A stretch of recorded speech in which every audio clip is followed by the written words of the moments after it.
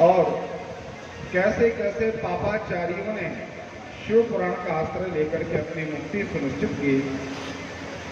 उसमें देवराज नाम के एक ब्राह्मण की चर्चा सुनी और एक विंदुक नाम के ब्राह्मण जिसकी पत्नी का नाम चंचुला था, उसकी कथा का श्रवण किया। दोनों कितने पापाचारी थे, लेकिन परमात्मा की कृपा सत्संग का लाभ उनको प्राप्त हुआ। प्रेत के रूप में प्राप्त हो गया वो विंदुक नाम का ब्राह्मण, लेकिन उसकी पत्नी जो चंचुला थी, भगवान की कृपा से श्री शिव महापुराण की कथा का श्रवण करके कैलाश पर्वत, कैलाश का वास उसको प्राप्त हुआ। निरंतर भगवान शिव की आराधना में निरत हो गए। नीलग्रीवं पंचवक्त्रं त्र्यंबकं चंद्रशेखरं मामाग्रे बिभ्रतां गौरी विद्युत पुंज समप्रभा कर्पूर गौरम गौरीशं सर्वालंकारधारिणं सितभस्म सलदेहं सितवस्त्रं महोज्ज्वलम। परमात्मा ने सुंदर चंद्रमा को चंद्रशेखर के रूप में परमात्मा बैठे हैं। भगवान का कंठ नीला है, सित वस्त्र और सित भस्म परमात्मा ने धारण की हुई है। ऐसे चंद्रशेखर भगवान के चरणों में उस चंचुला ने प्रणाम किया। लंबा समय व्यतीत हो गया। एक बार वो चंचुला मां पार्वती के चरणों में प्रणाम करने लगे। चंचुला नाम की ब्राह्मणी जो थी, मां पार्वती के चरणों में प्रणाम करने लगी। बहुत लंबा समय हो गया था। उसको अपने पति की याद आई। एक बार कैलाश पर्वत पर तो पहुंच गई, भगवान शिव पार्वती का उसको सानिध्य भी मिल गया। अब उसको एक बार ऐसा लगा कि देखिए, हमने तो शिव पुराण की कथा सुनी, गोकर्ण क्षेत्र में भगवान शिव की सेवा पूजा की, तो हम मुक्त हो गए और हमें कैलाश पर्वत प्राप्त हो गया। लेकिन हमारे पतिदेव कहाँ गए, उसको आज याद आया। तो चंचुला ने मां पार्वती के चरणों में प्रणाम किया और कहा, मैया मम भर्ता धुना क्वास्ते नैव जानामि तद्गते। हे मां, मेरा भर्ता, मेरा पति इस समय किस प्रकार की पीड़ा में है, कौन सी गति उसकी हुई है, किस प्रकार के नरक की यातना में है, कृपा मैया मुझे बताइए। तो भगवती ने, पार्वती मैया ने ध्यान लगाया और मां ने ध्यान में पाया तो बताया, हे चंचुले, हे ब्राह्मणी, आपका पति दुष्ट दुराचारी था, पर स्त्री गमन करने वाला था, जीवन में कोई शुभ कर्म उसने नहीं किया, इसलिए विंध्याचल पर्वत पर बहुत बड़ा ब्रह्म राक्षस प्रेत योनि को प्राप्त हो गया। उस स्त्री ने मैया के चरणों में प्रणाम किया और कहा, मां देखिए, हमें आपका नित्य निवास प्राप्त हो गया, अपितु हमारे संस्कार उस पति के साथ हुए, हमें कितना कृतज्ञ होना चाहिए। ये चाहती तो विचार करती कि हमारी तो मुक्ति हो गई और पति ने कोई हमारा सहयोग भी नहीं किया, तो पति ने जैसे कर्म किए वो अपना काम जाना। लेकिन कितनी पाती प्रता, उसने मैया के चरणों में प्रणाम किया और भगवती से कहा, मां वो पतिदेव थे, वो कैसे भी थे, हमने उनका पहले बहुत भाव से आदर किया, पूजन किया। मां यदि कोई कृपा हो जाए, कोई उपाय ऐसा हो जिससे हमारे पतिदेव की भी मुक्ति हो जाए, तो कृपा करके बताइए। तो मां पार्वती ने कहा, देवी ये जो प्रेत के नाम से, ब्रह्म राक्षस के नाम से ये शिव महापुराण की कथा रख ली जाए, उस विंध्य पर्वत पर जाकर के उसके नाम गोत्र से श्री शिव महापुराण की कथा गाएंगे तो निश्चित रूप से आपके पति का उद्धार हो जाएगा। मां पार्वती ने तत्काल शिव भक्त तुम्बरु को याद किया। शिव पुराण में लिखा है, हे तुम्बरु सब प्रीता मम मानस कारका सहायना विंध्य शैलम भद्रम ते गच्छ सत्वरम। हे तुम्बरु, तुम शिव भक्त हो और तुम्हें संपूर्ण शिव महापुराण कंठस्थ है, पूरा शिव पुराण तुम्हें याद है, इसलिए ऐसा करो, इस स्त्री को साथ ले जाओ, चंचुले को ले जाइए, मेरी सखियों को साथ ले जाओ और विंध्य पर्वत पर जाकर के जहां पर इसका पति प्रेत योनि को प्राप्त हुआ है उसके नाम से आप 7 दिन शिव महापुराण की कथा सुनाइए। भगवती के आदेश से तुम्बरु साथ में गया, चंचुला भी साथ गई और वहां जाकर के उस प्रेत का स्मरण किया। वैदिक मंत्र प्रेता जैता नरेंद्र आदि के द्वारा उसको बुलाया गया। जब वो बैठा सामने, वायु भी शरीर होता है प्रेत का, कोई आकार दिखाई नहीं देता, वायु के रूप में आया। तुम्बरु को शिव महापुराण को प्रणाम किया, अपने पति की भाग्य की सराहना करने लगा और कहने लगा, हे देवी, मेरे अपराधों को क्षमा करो। जीवन में मैंने कोई तुझे सुख प्रदान नहीं किया, मन वचन कर्म से कभी मैंने तुझे पत्नी नहीं माना और केवल संस्कार तुम्हारे साथ हुए। इतनी बड़ी कृपा की देवी तुमने आज मेरी मुक्ति का साधन खुलने वाला है। मन भाव से बैठ गया। शिव महापुराण की कथा प्रारंभ हुई तो कोई दैवीय प्रकृति का प्रकोप आया, जैसे कल वायु और जल आदि आया था, तो उस प्रेत को उड़ा के ले गया। वायु भी शरीर था, उड़ के चला गया। चिल्लाता हुआ कहने लगा, देवी आप अपने व्यास जी से, गुरुदेव से कहिए कि कोई ऐसी व्यवस्था कर लें ताकि हम स्थिर भाव को प्राप्त होकर के 7 दिन बैठ करके कथा सुन सकें। तुम्बरु ने सुंदर व्यवस्था की और एक खंभ में ही उसको स्थापित किया, मंत्रों के द्वारा आकर्षित किया, स्थान प्रदान कर दिया। संपूर्ण श्री शिव महापुराण की कथा उसने श्रवण की और लिखा, तत्रा पश्चात साचन का महाकायम अभोधनुम। 7 दिन की जब इसने कथा श्रवण की तो बड़ा सुंदर स्वरूप लेकर के शिव महापुराण के सामने प्रकट हो गया। बोल गौरी शंकर भगवान की जय हो, श्री शिव महापुराण की जय हो। देह लेकर के भस्म लगी हुई उसके शरीर में, दिव्य रुद्राक्ष की मालाएं धारण किए हुआ है, हाथ जोड़ करके महात्मा तुम्बरु को प्रणाम किया। सा पिशाचो महापुण्यम श्रुत्वा शिव पुराणकम विधूय कलुषम सर्वम जहो पैशाचकम बपो। पैशाचक बपू उसकी प्रेत योनि मुक्त होगी और सुंदर शिवगण का रूप धारण करके विमान पर आरूढ़ हुआ और अपनी पत्नी के साथ शिवगणों के साथ कैलाश पर्वत को पधार गया, प्राप्त हो गया। भगवान शिव ने उसकी भाग्य की सराहना की। धन्य है तूने एकाग्र चित्र होकर के मेरी कथा का आश्रय लिया। नित्य निवास भगवान शिव की कृपा से प्राप्त हो गया।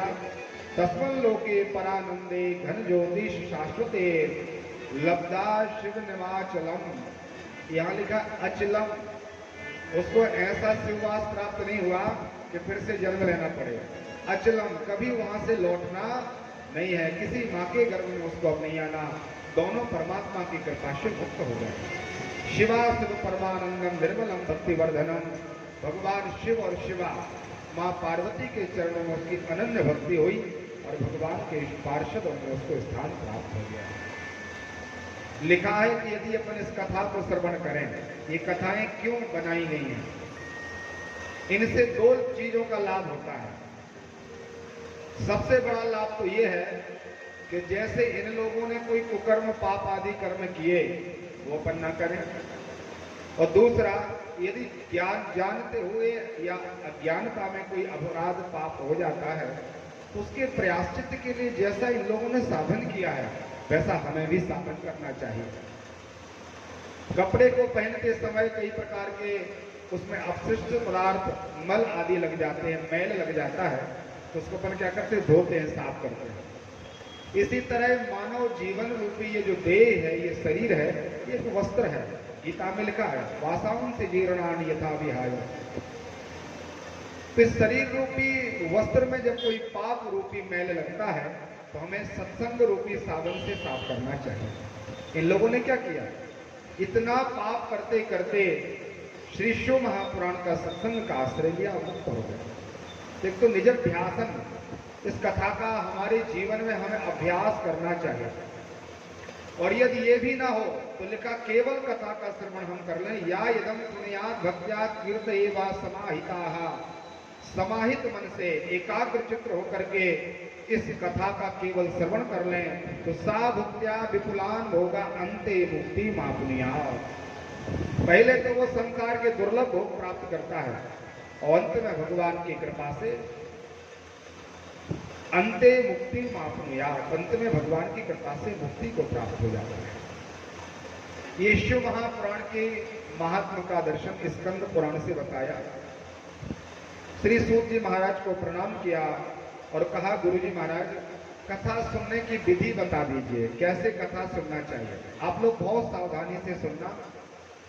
शिव महापुराण की कथा तो पेन और डायरी लेकर के बैठना चाहिए सुनने के लिए। ऐसे ऐसे सुंदर इसमें आख्यान और नियम भगवान की कृपा से श्री सूत जी महाराज ने बताए हुए हैं। कहा देखिए, अनेक कर्म विभ्रांत कामादिक विकारकम, अनेक प्रकार के कर्म में जो विभ्रांत हो, फंसा हो, भ्रमण में हो, आज इसका पूजन कल उसका पूजन, कल उनको छोड़ दिया, फिर दूसरे देवता को पकड़ लिया, फिर उनको छोड़ दिया।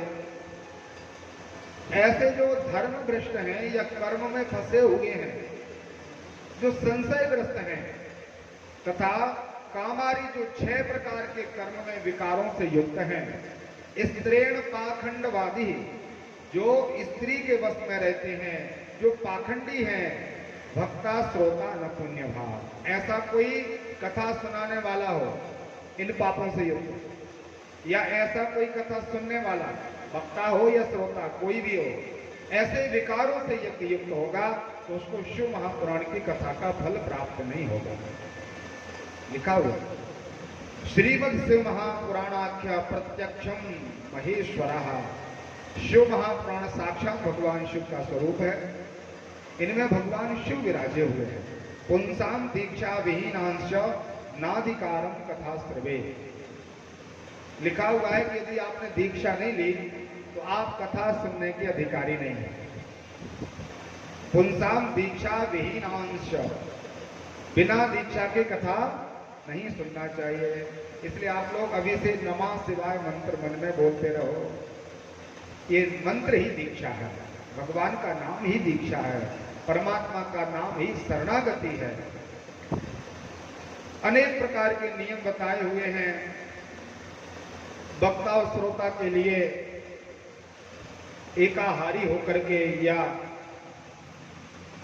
एक बार भोजन और एक बार फलाहार लेकर के कथा सुनना चाहिए। दूध पान करके केवल कथा सुने, घृत पान करके कथा सुने। फिर लिखा है कि आपको जैसी व्यवस्था हो, कितनी छूट दी है शास्त्रों ने, फिर भी हम भगवान का पूजन नहीं कर सकते। यदि बहुत ज्यादा कोई बंधन हमारे जीवन में भगवान ने कर दिया होता तो कोई नहीं आता। कितनी छूट दी। भागवत जी और शिव महापुराण में लिखा है, भोजनम तो वरम वंदे, जितनी बार भोजन करना है भोजन करो, लेकिन इतना भोजन करो कि अच्छे आनंद से कथा में मन लगे। कथा संतोष कारकम, यहाँ बैठ करके आपके पेट में ऐसा ना हो कि बहुत भूख लगी है जल्दी से कथा हो जाए, और इतना भोजन भी मत करो कि लगे कि टिक के थोड़ा सा आराम से नींद में चले जाए। हमारे शरीर को जैसा अनुकूल हो ऐसा आहार लें, कथा का श्रवण करें। लिखा है, पुराण को प्रणाम किए बिना हमें कथा भी सुनना चाहिए। कई लोग आते हैं सीधे बैठ जाते हैं, कोई प्रणाम नहीं, कोई नमस्कार नहीं, बिना बिल्व अर्पित किए। आप लोग रोज शिव पुराण को एक बिल्व अर्पित जरूर करें। शिव महापुराण में लिखा है कि जो बिना प्रणाम किए हुए, बिना बिल्व पत्र चढ़ाए हुए कथा सुनते वो दरिद्री हो जाते हैं। बीच कथा में उठने से भी बड़ा पाप लगता है। ऐसे व्यक्ति के लिए उसके पत्नी और उससे पुत्र से उसको वियोग सहन करना पड़ता है। पगड़ी पहन करके न तो कथा वांचना चाहिए और न कथा सुनना चाहिए। शिव पुराण में लिखा है। कई लोग क्या करते हैं, आरती के समय, पूजन के समय वो नहीं डालेंगे तो दूसरे लोग डाल देते हो, सिर पर रूमाल डाल लो, बोलो पूजा में बैठे हो आप। ऐसा नियम है कई लोगों का। लेकिन उन लोगों को कथा शिव पुराण की बताती है कि हमारे सनातन धर्म में वैदिक सनातन धर्म में सिर पर कोई कपड़ा डालने या पगड़ी बांधने का कोई विधान नहीं।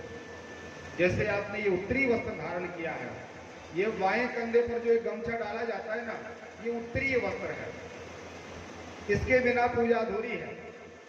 बाएं कंधे पर हमें उत्तरीय वस्त्र जरूर डालना चाहिए, सिर पर कोई कपड़ा ना हो। तांबूल खाकर के यदि हम कथा श्रवण करें, शिव पुराण में लिखा है, या सुरती आदि, तंबाकू आदि, गुटखा आदि खाकर के कथा का श्रवण करें, तो शिव पुराण में लिखा है, स्वाविष्टाम खादये जाव्यो नरके जाते महान यम किंकरा। उनको इस प्रकार से नरक की प्राप्ति होती है, बड़ा भारी पाप लगता है। वक्ता से ऊंची आसन पर यदि बैठ करके कोई कथा सुने तो उसको कौवा बनना पड़ता है, काग की योनि प्राप्त होती है। वीरासन से बैठ करके कोई कथा का श्रवण करे उसको भी बड़ा पाप लगता है। शिव महापुराण को वक्ता को प्रणाम करके कथा का श्रवण करें। बड़े सुंदर सुंदर नियम हैं और लिखा है कि सुखासन पर बैठ करके हमें कथा सुनना चाहिए। एक आसन को जीत करके हम कथा सुने, परमात्मा का स्मरण करते हुए, भगवान का नाम लेते हुए कथा में हमें प्रवेश करना चाहिए। स्वस्थ लाभ है, शरीर में कोई रोग नहीं है, फिर भी लिखा है यदि ऊंची आसन पर बैठ करके पैर लटका करके या आगे करके कथा सुनेंगे तो इसमें भी थोड़ा सा दोष लिखा हुआ है। शास्त्रों में लिखा है कि यदि अपने पैर पुराण को दिखें, वक्ता को दिखाई दे, या हमारे गुरुजी को दिखाई दे, या संतों को दिखाई दे अपने पैर, तो लिखा हुआ है कि इंद्र के समान भी अपने पास लक्ष्मी क्यों ना हो, लेकिन हम स्त्रीहीन हो जाते हैं। मर्यादा पूर्वक कथा सुननी चाहिए, कथा के बीच में बोलना नहीं चाहिए, कथा व्यास वक्ता की निंदा नहीं करना चाहिए, पुराण की निंदा नहीं करना चाहिए, भगवान शिव की निंदा नहीं करना चाहिए। कथायाम कीर्तिमाना नाम विघ्न कुर्वन्ति ये खलाः कोटाब्दम नरकान भुक्ता भवन्ति ग्राम सूकराः। कथा में जो वार्तालाप करते हैं विघ्न उत्पन्न करते हैं।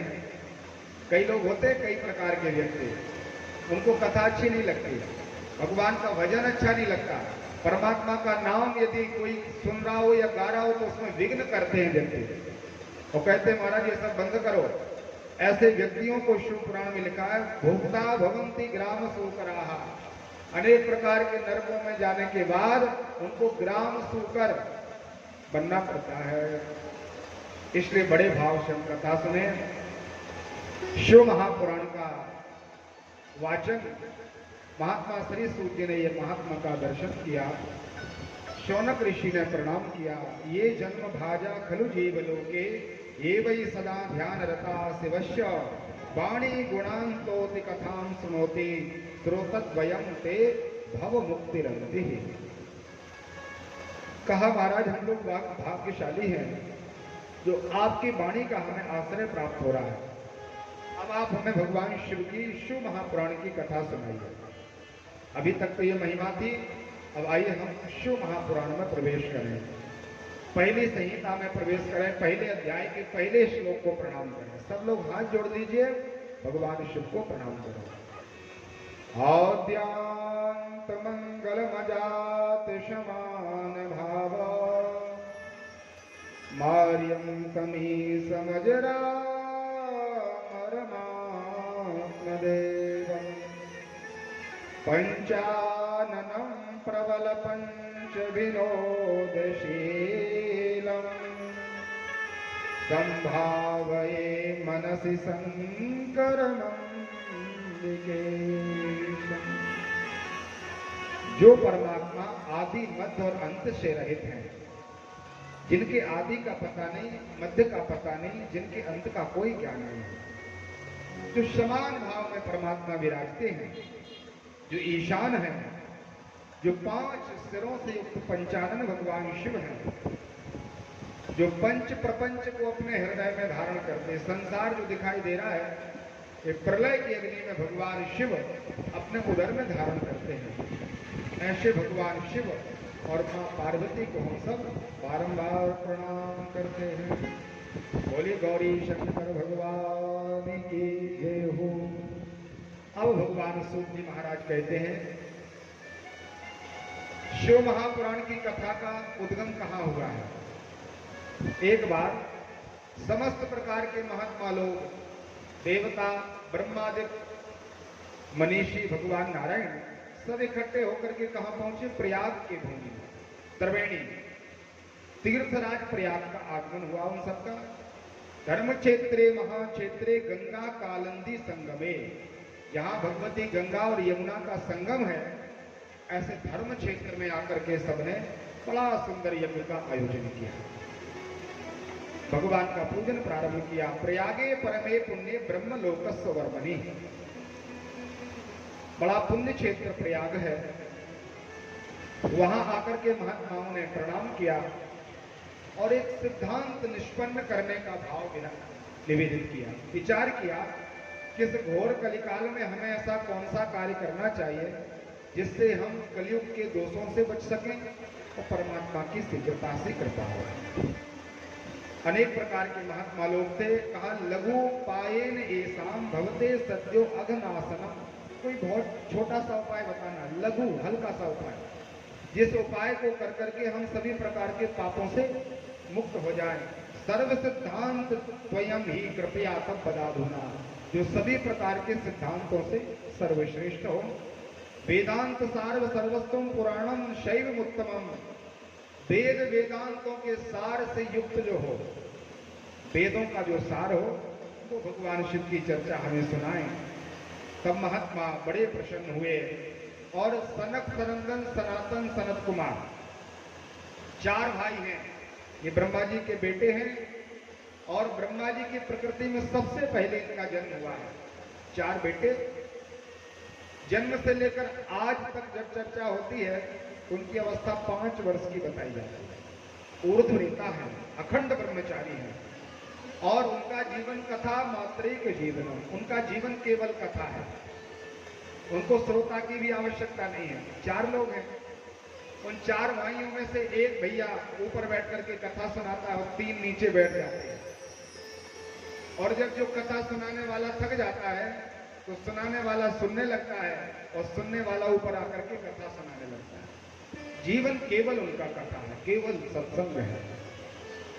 उन महात्मा के चरणों में संतों ने प्रणाम किया, मुनियों ने प्रणाम किया और शंकादिक ऋषियों से कहा कि आप लोग तत्व ज्ञाता हैं, भगवत तत्व आपको ज्ञान प्राप्त है, इसलिए आप हमें मार्गदर्शन करके बताएं कि हम कौन से पुराण की कथा सुने। तो महात्मा लोगों ने बताया, एतस्यो पुराणाम यो नमस्कुर्यात दूरता सर्वदेव अर्चन फलम शाप्राप्नोति न संशया। बोले भगवान, अरे सुनने की बात तो दूसरी है, शिव महापुराण को जो दूर से प्रणाम कर लेता है, उन्होंने मानो सभी देवताओं का पूजन कर लिया।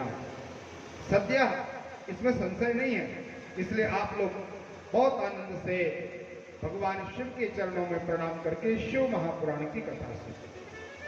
महात्मा लोग सब तैयार हो गए। बोले भगवान, ये पुराण किसने किसको कब कैसे सुनाया, वो चर्चा बता दें। तो बोले सबसे पहले तो ये शिव महापुराण भगवान शिव ने ही बनाया, क्योंकि दुनिया के जितने वेद, जितने पुराण, जितना शास्त्र, जो कुछ भी है, सब भगवान शिव से निकला है। जितने वेदों का, व्याकरणों का, शब्दों का ज्ञान है, संगीत का जो ज्ञान है, जो कुछ भी है संसार में, ये सब भगवान शिव नाद रूप डमरू से प्रारंभ हुआ है। बाबा ने सबसे पहले शंकादिक ऋषियों को ये शिव महापुराण की कथा सुनाई और शंकादिक महात्मा एक बार बद्रीनाथ के आश्रम में पधारे, जहां भगवान व्यास जी सरस्वती के तट पर बैठे थे। शाम्यक प्रास नाम का आश्रम व्यास जी का है। खिन्न मन थे थोड़े से, तो शनकादिक में आकर के महात्मा व्यास जी भगवान को प्रणाम किया। बोले महाराज, आप भगवान के ही अंशावतार हैं, महर्षि हैं, भगवान के कलावतार हो, आप ऐसे चिंतित क्यों बैठे हैं? शनकादिक ऋषियों के प्रश्न करने पर महात्मा महर्षि व्यास जी ने कहा कि देखिए, आप लोग तो कथा श्रवण और गायन करते ही रहते हैं, मैंने वेदों का निर्माण किया। पहले एक वेद बनाया, फिर एक वेद को 4 वेदों में बना दिया, फिर इतिहास बनाए, फिर मैंने महापुराणों का निर्माण किया, 17 पुराण लिखे, एक महाभारत बनाया इतिहास के रूप में, नाना प्रकार के शास्त्र और मीमांसा का मैंने निर्माण किया, फिर भी हमारा मन संतुष्ट नहीं है। आप कोई कृपा करें ताकि हम प्रसन्न भाव से भगवान का आश्रय ले सकें। तो महात्मा सनकादिक ऋषियों में जो सबसे बड़े सनक भगवान हैं, उन्होंने कहा कि मेरा छोटा भाई आपको कथा सुनाएगा। सनक, सनंदन, सनातन और सनत कुमार, तो जिनका नाम सनत कुमार था, उन्होंने सबसे पहले शिव महापुराण का वाचन व्यास जी के सामने किया। महात्मा व्यास जी ने उनका आश्रय लिया और लिपिबद्ध किया। पहले जो पुराण आदि थे वो स्तुतिधर थे, केवल याद कर लो, कोई पुस्तक नहीं थी इनकी। एक बार गुरुजी बोलते थे और शिष्य याद कर लेता था, कंठ में ले लेता था, जैसे अपन को स्मृति याद हो जाती, ऐसे महात्मा लोग अपने कंठ में ही पुराणों को, इतिहास को, मीमांसा शास्त्रों को रख लेते थे, कोई पुस्तक में नहीं थे। लेकिन फिर बाद में जब ये सनातन धर्म आया, अनेक प्रकार के व्यक्ति जो थे आलस्य युक्त होने लगे, थोड़ी सी प्रज्ञा मेधा कम हो गई, तो श्री व्यास जी महाराज ने कृपा करी और गणेश जी की कृपा से उन्होंने लिपिबद्ध किया, फिर इनको लिखना प्रारंभ किया। शिव महापुराण की कथा लिखी और 24,000 श्लोकों में, 7 संहिताओं में महात्मा व्यास जी ने इनका निर्माण कर दिया। शनकादिक ऋषियों की कृपा को प्राप्त किया। बोले महाराज, यही कथा मैंने नंदिकेश्वर भगवान के मुख से बाबा के ही आश्रम कैलाश पर्वत पर जो मंदाकिनी है, ऐसी मंदाकिनी के पवित्र तट पर बैठ करके हमने ये शिव महापुराण की कथा का आश्रय लिया। व्यास जी महाराज ने पूछा कि भगवान हमें करना क्या चाहिए? तो भगवान सनत कुमार कहते हैं 3 नियम बतलाए हैं कथा के। बोले भगवान, श्रवणम कीर्तनम संभोर मननम चा महतरम प्रियम साधन मुक्तम चे विद्यते वेद सम्मतम। श्रवणम, कीर्तनम और मननम, 3 प्रकार के काम। पहले आप खूब श्रवण करो। परमात्मा की भक्ति का सबसे पहला साधन है भगवान की कथा सुनना। जब हम उनकी मंगलमय चरित्र श्रवण करेंगे तो सुनते सुनते सुनते एक ऐसा समय आएगा कि हमारा मन परमात्मा के चरणों का अनुरागी हो जाएगा। देखिए, हमें प्रेम कैसे होता है, किस मार्ग से प्रेम होता है? 2 ही मार्ग है प्रेम के। किसी से भी संसार में देख लो आप लोग व्यवहार में, यदि किसी से लगाव हो रहा है, मित्रता हो रही है, प्रेम हो रहा है, केवल 2 साधन है। एक तो उस व्यक्ति के गुणों का आपने श्रवण किया, उसको देखा नहीं अभी आपने, और उसके बारे में खूब सुना, तो आपको उसके प्रति श्रद्धा जागृत हो गई और बिना देखे ही प्रेम हो गया, स्नेह बढ़ गया उसके प्रति। और दूसरा साधन है देखने से, नेत्रों के देखने से और कानों के सुनने से ही अमुक व्यक्ति या किसी धाम या किसी तीर्थ या किसी संत या किसी को लेकर उसके प्रति हमारी श्रद्धा होती है। तो भगवान श्री व्यास जी से कहते हैं सनत कुमार जी कि सबसे पहले आप श्रवण करिए। और 9दा भक्ति में पहली भक्ति कौन सी है? श्रवण भक्ति है। प्रथम भगति सा तन कर संगा, प्रथम भगति तन कर संगा, शरीर से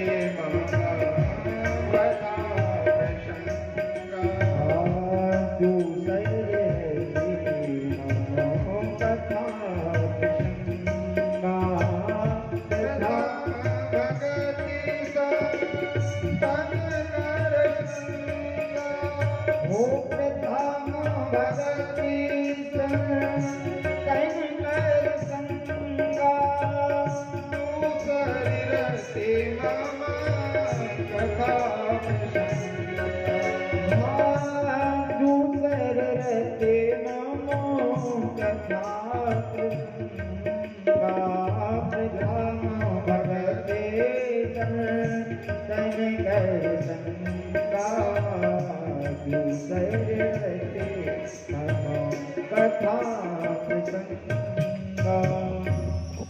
भक्ति कौन सी है? प्रथम भक्ति संतन दर्शन। व्यास जी की पहली भक्ति तो ये हुई कि सनत कुमारों का संग हुआ, और जब उन्होंने कथा सुनाई तो दूसरी रति मम कथा प्रसंगा। जब संत महात्मा आपको प्राप्त हो तो अन्य लोकाचार्य के व्यर्थ प्रश्न ना करके, महाराज जी मेरा ये काम डला है, ये हो जाए, वो हो जाए, ऐसा बचा हुआ, ऐसी विपत्ति है, इतना कष्ट है, ये तो जो जैसा लिखा है वैसा प्राप्त होगा, आप कुछ भी कर लो। कह मुनि सहम बंत सम जो विधि लिखा लीलार, देव दनुज नर नाग मुनि कोई न मेटन। इसमें कोई बदलाव नहीं है। लेकिन जब संत महात्मा कृपा करके आपको दर्शन दें तो आपका केवल एक प्रश्न होना चाहिए कि भगवान कृपा करके वो मार्ग बताइए, भगवान की प्राप्ति का साधन क्या है। बड़ा सुंदर प्रश्न महात्मा व्यास जी ने किया। तो उन्होंने कहा पहला आपका काम है कि आप कथा सुनो, श्रवणम करिए, खूब श्रवण करो। श्रवण भक्ति आपकी बढ़ जाए तो दूसरा नियम है कीर्तन। कई बार हम श्रवण तो कर लेते लेकिन कीर्तन नहीं अपना होता। जैसे यहाँ 7 दिन अपनी ये कथा होगी, इसके बाद अपना क्या चालू होना चाहिए? कीर्तन। जो हमने कथा सुनी है उसका हमें कीर्तन करना है। कीर्तन 3 प्रकार का है। एक तो संगीत के साथ, स्वर के साथ भजन गाओ भगवान का, एक वो कीर्तन है। दूसरा कीर्तन है वेदोक्त मंत्रों का उच्चारण, जैसे आचार्य जी महाराज विराजे हैं, यदि ये रुद्र सूक्त आदि के द्वारा कीर्तन करें, नमस्ते रुद्रमन्य भवतोत्तै गवे नमः। पंडित जी लोग जो मंत्र गाते वो भी कीर्तन है, क्योंकि उसमें वेदोक्त श्लोकों के द्वारा, पुराणोक्त श्लोकों के द्वारा भगवान का कीर्तन हो रहा है। और तीसरा कीर्तन है जो हम आप स्तुति याद कर लेते, जैसे नमामि शमीशान निर्वाण रूपम, ये कीर्तन है।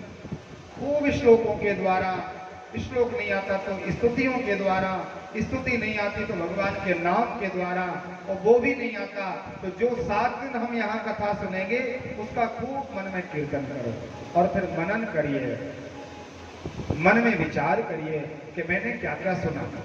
उसको छोड़िए नहीं कि केवल 7 दिन में हमने कथा सुनी और फिर अपने कामों में लग गए। काम करते जाएं, लेकिन एक निश्चित समय निर्धारण होना चाहिए जिसमें हमें भगवान का भजन करना है। व्यास जी ने सुना तो बोले महाराज ये तो अच्छी बात है, आपने बताई कि श्रवण करो, मनन करो और कीर्तन करो, लेकिन जो बहरा हो, जिसके कान ही नहीं है, कोई गूंगा है जिसकी वाणी नहीं है, तो महाराज ये वो तो भक्ति का आश्रय नहीं ले सकता ना तो वो सुन सकता, श्रवण नहीं कर सकता। और कई लोग बोलने में भी असमर्थ होते हैं, वो बोल नहीं सकते। उसके लिए कोई उपाय है कि आपके शास्त्र में, जो न श्रवण कर सके, न कीर्तन कर सके और न मनन कर सके, ऐसे जीव के उद्धार का साधन क्या है? तो महात्मा सनत कुमार कहते हैं महाराज व्यास जी एक बहुत सुंदर साधन है। वो साधन क्या है? बोले श्रवणाधिकेर असक्तो वे लिंग वैरम चसांकरम संस्थाप नित्यमभ्यर्ष करे संसार सागरम। बहुत सावधानी से सुनना। शिव महापुराण में लिखा हुआ है कि जो श्रवण मनन और कीर्तन नहीं कर सकता वो केवल शिवलिंग का पूजन है। कितनी अच्छी युक्ति बताई है। जो सुनने में असमर्थ है, जो बोलने में भी समर्थवान नहीं है, ऐसे श्रवणादिक 3 प्रकार के कार्यों में जो असक्त है, समर्थवान नहीं है, वो लिंगम वैरम चशांकरम, या तो भगवान शिव की मूर्ति का पूजन करे या भगवान शिव के शिवलिंग का पूजन करे। तो सनत कुमार कहते हैं संस्थाप नित्यमभ्यर्चम, भगवान को स्थापित करके पूजन करने से तरेर संसार सागरम, वह व्यक्ति संसार सागर से तर जाता है, मुक्त हो जाता है। इसलिए हमें नियमित रूप से, निश्चित रूप से सभी कार्यों का आश्रय लेते हुए भगवान शिवलिंग का पूजन जरूर करना चाहिए। सभी प्रकार की व्याधियां, सभी प्रकार के कष्ट, समस्त प्रकार के ग्रह बाधाओं का समन भगवान शिवलिंग के पूजन से समाप्त हो जाता है। बड़ा सुंदर विवेचन महात्मा सनत कुमार महात्माओं ने किया। और त्रिक्षाधन साधन मुक्तो शिवेन मम भासितम श्रवणादिकम त्रियम ब्रह्मन कुरुक्षेत्रम मुहुर्मुहो। इन 3 प्रकार के साधनों का आश्रय जीव को लेना चाहिए। महात्मा ने ये दर्शन कराया और वहां के समस्त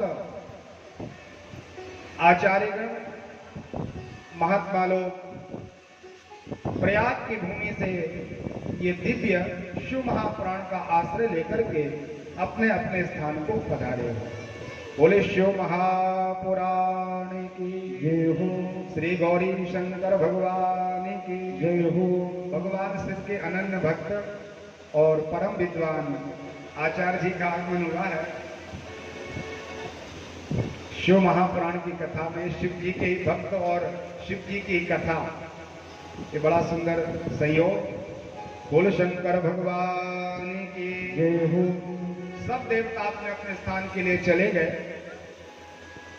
तो यहां पर श्री सूत जी महाराज ने शौनक जी से कहा कि अब आप लोग कस्त्वं पुरुषवच्छेदेन दृष्ट्वा मामापि दैत्यवत् उत्तिष्ठवत्समां पश्य तव नाथमिवागतम्। और सुंदर कथा सुनाई। बोले एक बार क्या हुआ, ब्रह्मा जी एक बार ब्रह्मलोक से वैकुंठ आए भगवान नारायण के पास। और जैसे ही ब्रह्मा जी आए तो भगवान नारायण को आप लोगों ने मूर्ति में देखा होगा, पद्मनाभ भगवान है, लेटे हुए हैं शेष सैया पर, शेष पर्यंत पर भगवान विराजे हैं। सहस्त्र फणों से युक्त शेषनाग जी भगवान नारायण की सेवा में हैं। तो जैसे ही ब्रह्मा जी आए तो ब्रह्मा जी क्या बोल रहे भगवान नारायण से, उत्तिष्ठवत्समां पश्यो मम नाथमिहागत। हे बेटा नारायण, आप उठो, आपके पिताजी आए हुए हैं। इस कथा को सुनकर के हमें ऐसा नहीं मानना चाहिए कि देवताओं में भी झगड़ा होता है। कई बार तो ऐसा होता है कि हम सबके उद्धार के लिए, हमें शिक्षा देने के लिए भगवान स्वयं ये लीला करते हैं। ब्रह्मा जी का आगमन हुआ और भगवान नारायण को बेटा कहा, उत्तिष्ठ वत्स माम पश्यो तब नाथम यहाँ गता। मैं आपका नाथ, आपका पिता हूं और ऐसे लेटे हो आपको शर्म नहीं आती? उठिए और मुझे प्रणाम करिए। तो भगवान नारायण ने विचार किया कि देखिए, मेरे नाभि कमल से ब्रह्मा जी का जन्म हुआ। आप लोगों ने खूब कथा सुनी होगी है। तो मेरे नाभि से जन्म होने के कारण ब्रह्मा मेरे बेटा हैं और आज बोल रहे कि हम आपके पिता हैं। भगवान ने क्रोध नहीं किया क्योंकि भगवान शांता कारण है। परमात्मा लेटे थे, भगवान ने विचार किया जब ये इनका भाव है कि उठ जाओ प्रणाम करो, तो भगवान उठ गए, प्रणाम तो नहीं किया। और ब्रह्मा जी से कहा, स्वागतम ते स्वस्ति ते स्वागतम वत्सो। स्वस्ति, भगवान ने आशीर्वाद दिया, आपका कल्याण हो। बेटा आइए, तिष्ठ पीठ मितो विशो, मेरे पास आकर के बैठ जाइए। एक दूसरों को ये लोग वत्स बोल रहे हैं। भगवान नारायण ने कहा कि देखिए, आपको इस प्रकार से अज्ञान नहीं करना चाहिए। मन नाभि कमल जाता पुस्तक कम भाषत था। बेटा आप झूठ बोलते हो, आपका जन्म मेरी नाभि से हुआ है, इसलिए मैं आपका पिता, आप मेरे बेटा हो। ब्रह्मा जी ने कहा, ये बात तो हम मानते हैं, लेकिन आप केवल सोते रहते हो, कोई काम नहीं करते। काम करने वाला बड़ा होता है, केवल आप बैठे हो और सो रहे हो शेष पर्यंत पर। मैंने इतना परिश्रम किया, संसार को बनाया, और कितना भारी संसार को मैंने निर्माण किया, सृजन किया। मेरा नाम विधाता है, पितामह हूं मैं, इसलिए आपको मेरा स्वागत करना चाहिए। अब दोनों में बात विवाद सा हुआ। तो भगवान नारायण ने लिखा हुआ है, गरुड़ जी पर बैठ गए और ब्रह्मा जी हंस पर बैठे, दोनों में युद्ध प्रारंभ हुआ। बड़े बड़े अस्त्र शस्त्र छोड़े गए महाराज। बहुत लंबा सा समय हो गया युद्ध करते करते। तो सभी देवता इकट्ठे हो गए, भगवान शिव की चरण शरण ग्रहण किए, भोले बाबा के पास गए।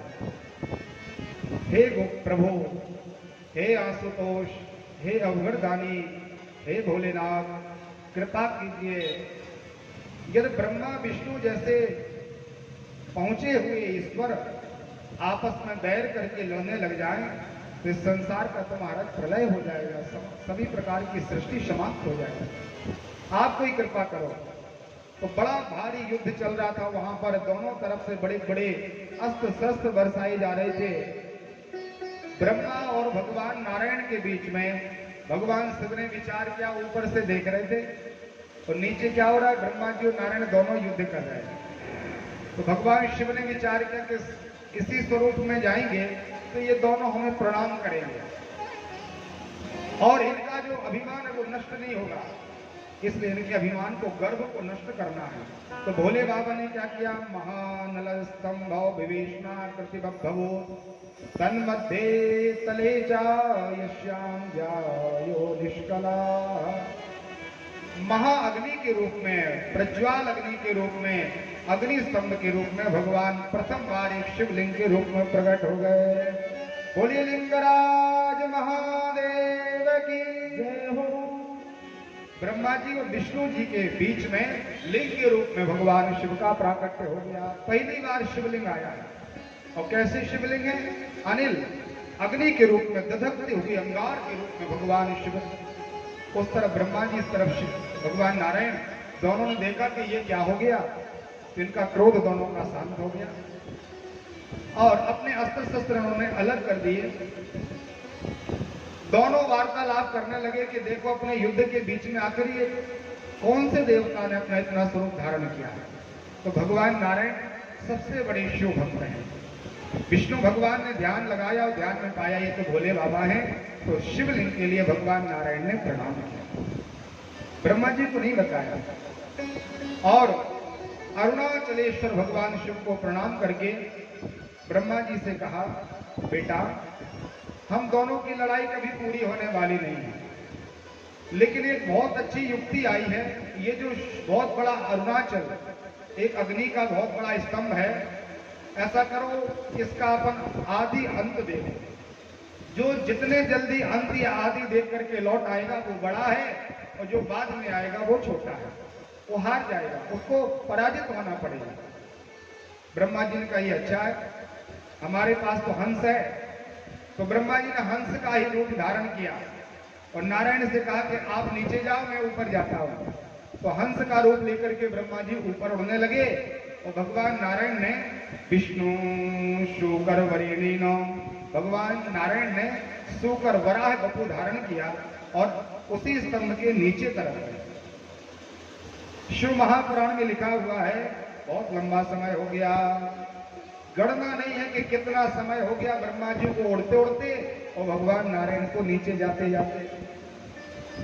जब बहुत ज्यादा समय लग गया तो भगवान नारायण ने विचार किया कि भगवान शिव आदि अंत और मध्य से रहित हैं, त्रिगुणातीत हैं भोले बाबा, इसलिए इनके अंत का, छोर का ज्ञान हमें प्राप्त नहीं होगा, हमें दुस्साहस नहीं करना चाहिए। तो नारायण भगवान पंचाक्षर मंत्र जपते हुए जहां से नीचे गए थे वहां पर आकर के भगवान का भजन करने लगे। ब्रह्मा जी उड़ते उड़ते बहुत समय हो गया उनको। अब इन ब्रह्मा जी ने विचार किया कि देखिए आदि तो प्राप्त हो नहीं रहा है, कि कहां से ये शिवलिंग या ये अग्नि स्तंभ प्रारंभ हुआ है, इसका हमें प्रारंभ बिंदु प्राप्त नहीं हुआ। लेकिन इन्होंने विचार किया कि विष्णु जी को परास्त करना है। कई लोगों को लगता है कि केवल हमारा पूजन हो, दूसरों का किसी का पूजन ना हो, सब जगह मेरी ही पूजा प्रतिष्ठा हो। और सच्चे अर्थों में आपको बताएं, जिनके मन में थोड़ा सा भी अभिमान या ऐसा भाव होता है कि हम पूजे जाएं, हम पूजनीय हैं, हमारा मान सम्मान हो, तो ऐसे ही व्यक्ति का अपमान होता है। लेकिन जो समभाव में रहता है, सुख दुखे समय कृत्वा लाभा लाभो जया जयो, जिनके लिए कोई मान की आवश्यकता नहीं, सबही मान प्रिय आप अमानी, जो स्वयं अमानी है उनका संसार में खूब मान सम्मान होता है। नारायण भगवान तो सीधे साधे बैठ गए, भगवान का भजन करने लगे। ब्रह्मा जी ने देखा कि कोई केवड़े का फूल ऊपर से गिरता हुआ चला रहा है। किम तुम पतसी पुष्पेशो पुष्पराट के नवा, हे पुष्पराज, बड़ी लंबी दंडोती की ब्रह्मा जी ने, क्योंकि काम बनवाना है अपना। उस केवड़े के फूल से पुष्पराज बोल रहे हैं, हे पुष्पों के राजा, आप कहां से चले आ रहे हो? तो उस फूल ने कहा ब्रह्मा जी से कि ब्रह्मा जी महाराज, हम भगवान शिव की जटाओं में थे, और जब आप लोगों का युद्ध हो रहा तो शिव जी को हंसी आ गई, तो हंसने के कारण भगवान की जटा में से हम फूल केवड़े का नीचे गिर गया, और उस समय से अभी गिरते ही चला जा रहा हूं। अभी तक मुझे अंत का पता नहीं चला कि कहां तक गिरना है। कोई आधार हमें मिलेगा इसका कोई भरोसा नहीं। ब्रह्मा जी ने कहा अपन दोनों मित्र बन जाए, एक काम बन जाएगा। फूल से पूछा कि देखो आप झूठ बोल दोगे क्या? पुष्प ने कहा झूठ तो नहीं बोलना चाहिए, झूठ बोलना बड़ा पाप है। ब्रह्मा जी ने कहा कि यदि तुम एक बार झूठ बोल दोगे तो हम आपको जो चाहे वो दे देंगे। हम ब्रह्मांड के मालिक हैं, संपूर्ण सृष्टि के विधाता हैं। हम अच्छा बुरा सब लिखते हैं इस लीलार में। आपको ऐसा सुंदर सुंदर भाग्य देंगे कि संसार में तुम्हारी पूजा होने लग जाएगी। उस केवड़े के फूल ने विचार किया कि जब इतना अच्छा काम बन रहा है तो एक बार झूठ बोल देते हैं। ब्रह्मा जी का ठीक है महाराज, हम झूठ बोल देंगे। क्या बोलना पड़ेगा? बोले ऐसा है, जब अपन नीचे जाएंगे तो वहां विष्णु भगवान मिलेंगे। वो पूछेंगे क्यों ब्रह्मा जी, आपने आदि देख लिया? तो मैं बोलूंगा बिल्कुल, मैं आदि देख के आया हूं। और यदि वो बोले कि साक्ष्य क्या है, गवाही क्या है, तो मैं कहूंगा ये फूल जो है ना वहीं से आ रहा है, और मैंने इस फूल ने भगवान शिव के आदि का दर्शन किया है, तुम गवाही दे देना। तो केवड़े ने गवाही के लिए तैयारी हो गई, दोनों में संधि हुई। ब्रह्मा जी प्रसन्न हुए, बड़ा लोभ था। जैसे ही नीचे आए तो वहां आकर के भगवान नारायण ने ब्रह्मा जी को बड़ा प्रसन्न देखा। ब्रह्मा जी से कहा आप तो बड़े प्रसन्न दिखाई दे रहे हो, ऐसा लग रहा है कि आपने भगवान शिव के आदि का दर्शन कर लिया। दर्शन किया है क्या? तो ब्रह्मा जी ने कहा बिल्कुल, मैं आदि का दर्शन करके आया हूं। जहां से अग्नि का प्रारंभ बिंदु है वहां मैंने दर्शन किया। और आपको भरोसा ना हो तो ये केवड़े का केतकी का वृक्ष फूल है, इस फूल ने हमारे साथ इस बड़े भारी स्तंभ का प्रारंभ बिंदु का दर्शन किया। नारायण भगवान ने पूछा कि ये बात सही है क्या? तो उसने कहा बिल्कुल सत्य है, हम दोनों ने आदि का दर्शन किया। तो भगवान नारायण कितने सीधे साधे हैं। बोले जल्दी से फूल माला लाओ, एक जल्दी से थाली तैयार करो पूजन की, ब्रह्मा जी को मंच पर बिठाल करके पूजा करेंगे। हम हार गए, हम पराजित हो गए, क्योंकि ब्रह्मा जी ने इस बिंदु का आदि का दर्शन किया और हमने इनके अंत का दर्शन नहीं किया। जैसे ही माला लेकर के भगवान नारायण ब्रह्मा जी का पूजन करने के लिए तैयार हुए तो भगवान शिव ने विचार किया अपूज्य का पूजन हो और पूज्य का पूजन ना हो तो ऐसे करने से विनाश हो जाता है, बड़ा भारी अनर्थ हो जाता है। यहाँ भगवान नारायण ने कितनी सत्यता का प्रदर्शन किया है, सहज भाव इन्होंने निवेदित किया, इसलिए उसी अग्नि स्तंभ से भगवान शिव प्रकट हो गए। बोले गौरी शंकर भगवान की जय हो। बड़ा सुंदर विग्रह परमात्मा का है, पूरे शरीर में भगवान ने रुद्राक्ष धारण की हुई है। भगवान की बड़ी बड़ी जटाएं हैं, 3 नेत्र परमात्मा के हैं। भगवान का जो गला प्रदेश है वो कंठ नील वर्ण का है। ऐसे भोले बाबा प्रकट हुए। भगवान शिव ने ब्रह्मा जी के तरफ क्रोधित होकर के कहा असत्यमपि सत्यम स्यात् अपति ते अनुशासनम। ब्रह्मा तुमने झूठ बोला है, इसलिए मैं तेरे ऊपर अनुशासन करूंगा। भगवान कहने लगे कि देखो ब्रह्मादिक देव जैसे देवता, इतने बड़े पद पर बैठा हुआ कोई व्यक्ति इस प्रकार का पाप करे और उसको दंडित न किया जाए तो ये बड़ा भारी अनर्थ है। किसी भी अपराधी को उसके अपराध का दंड मिलना चाहिए। तो भोले बाबा ने ब्रह्मा जी की तरफ क्रोधमय दृष्टि से देखा। नारायण भगवान पहुंचे और जो पूजा की थाली थी, जो पुष्पक्षत आदि थे, सब भोले बाबा को चढ़ा दिए। भगवान शिव का पूजन करने लगे। भगवान थोड़े शांत हुए। नारायण की तरफ भगवान शिव जी ने देखा और कहा कि तुमने सहज भाव ज्ञापित किया, तुमने झूठ नहीं बोला, इसलिए हम तुम्हें आशीर्वाद देंगे और ब्रह्मा जी के लिए श्राप देंगे। भगवान शिव कहने लगे कि झूठ बोलना बड़ा भारी पाप है। नहीं असत्य क्षमा पातक पुंजा, नहीं असत्य पातक पुंजा, विषम होय की कोटि गुंजा।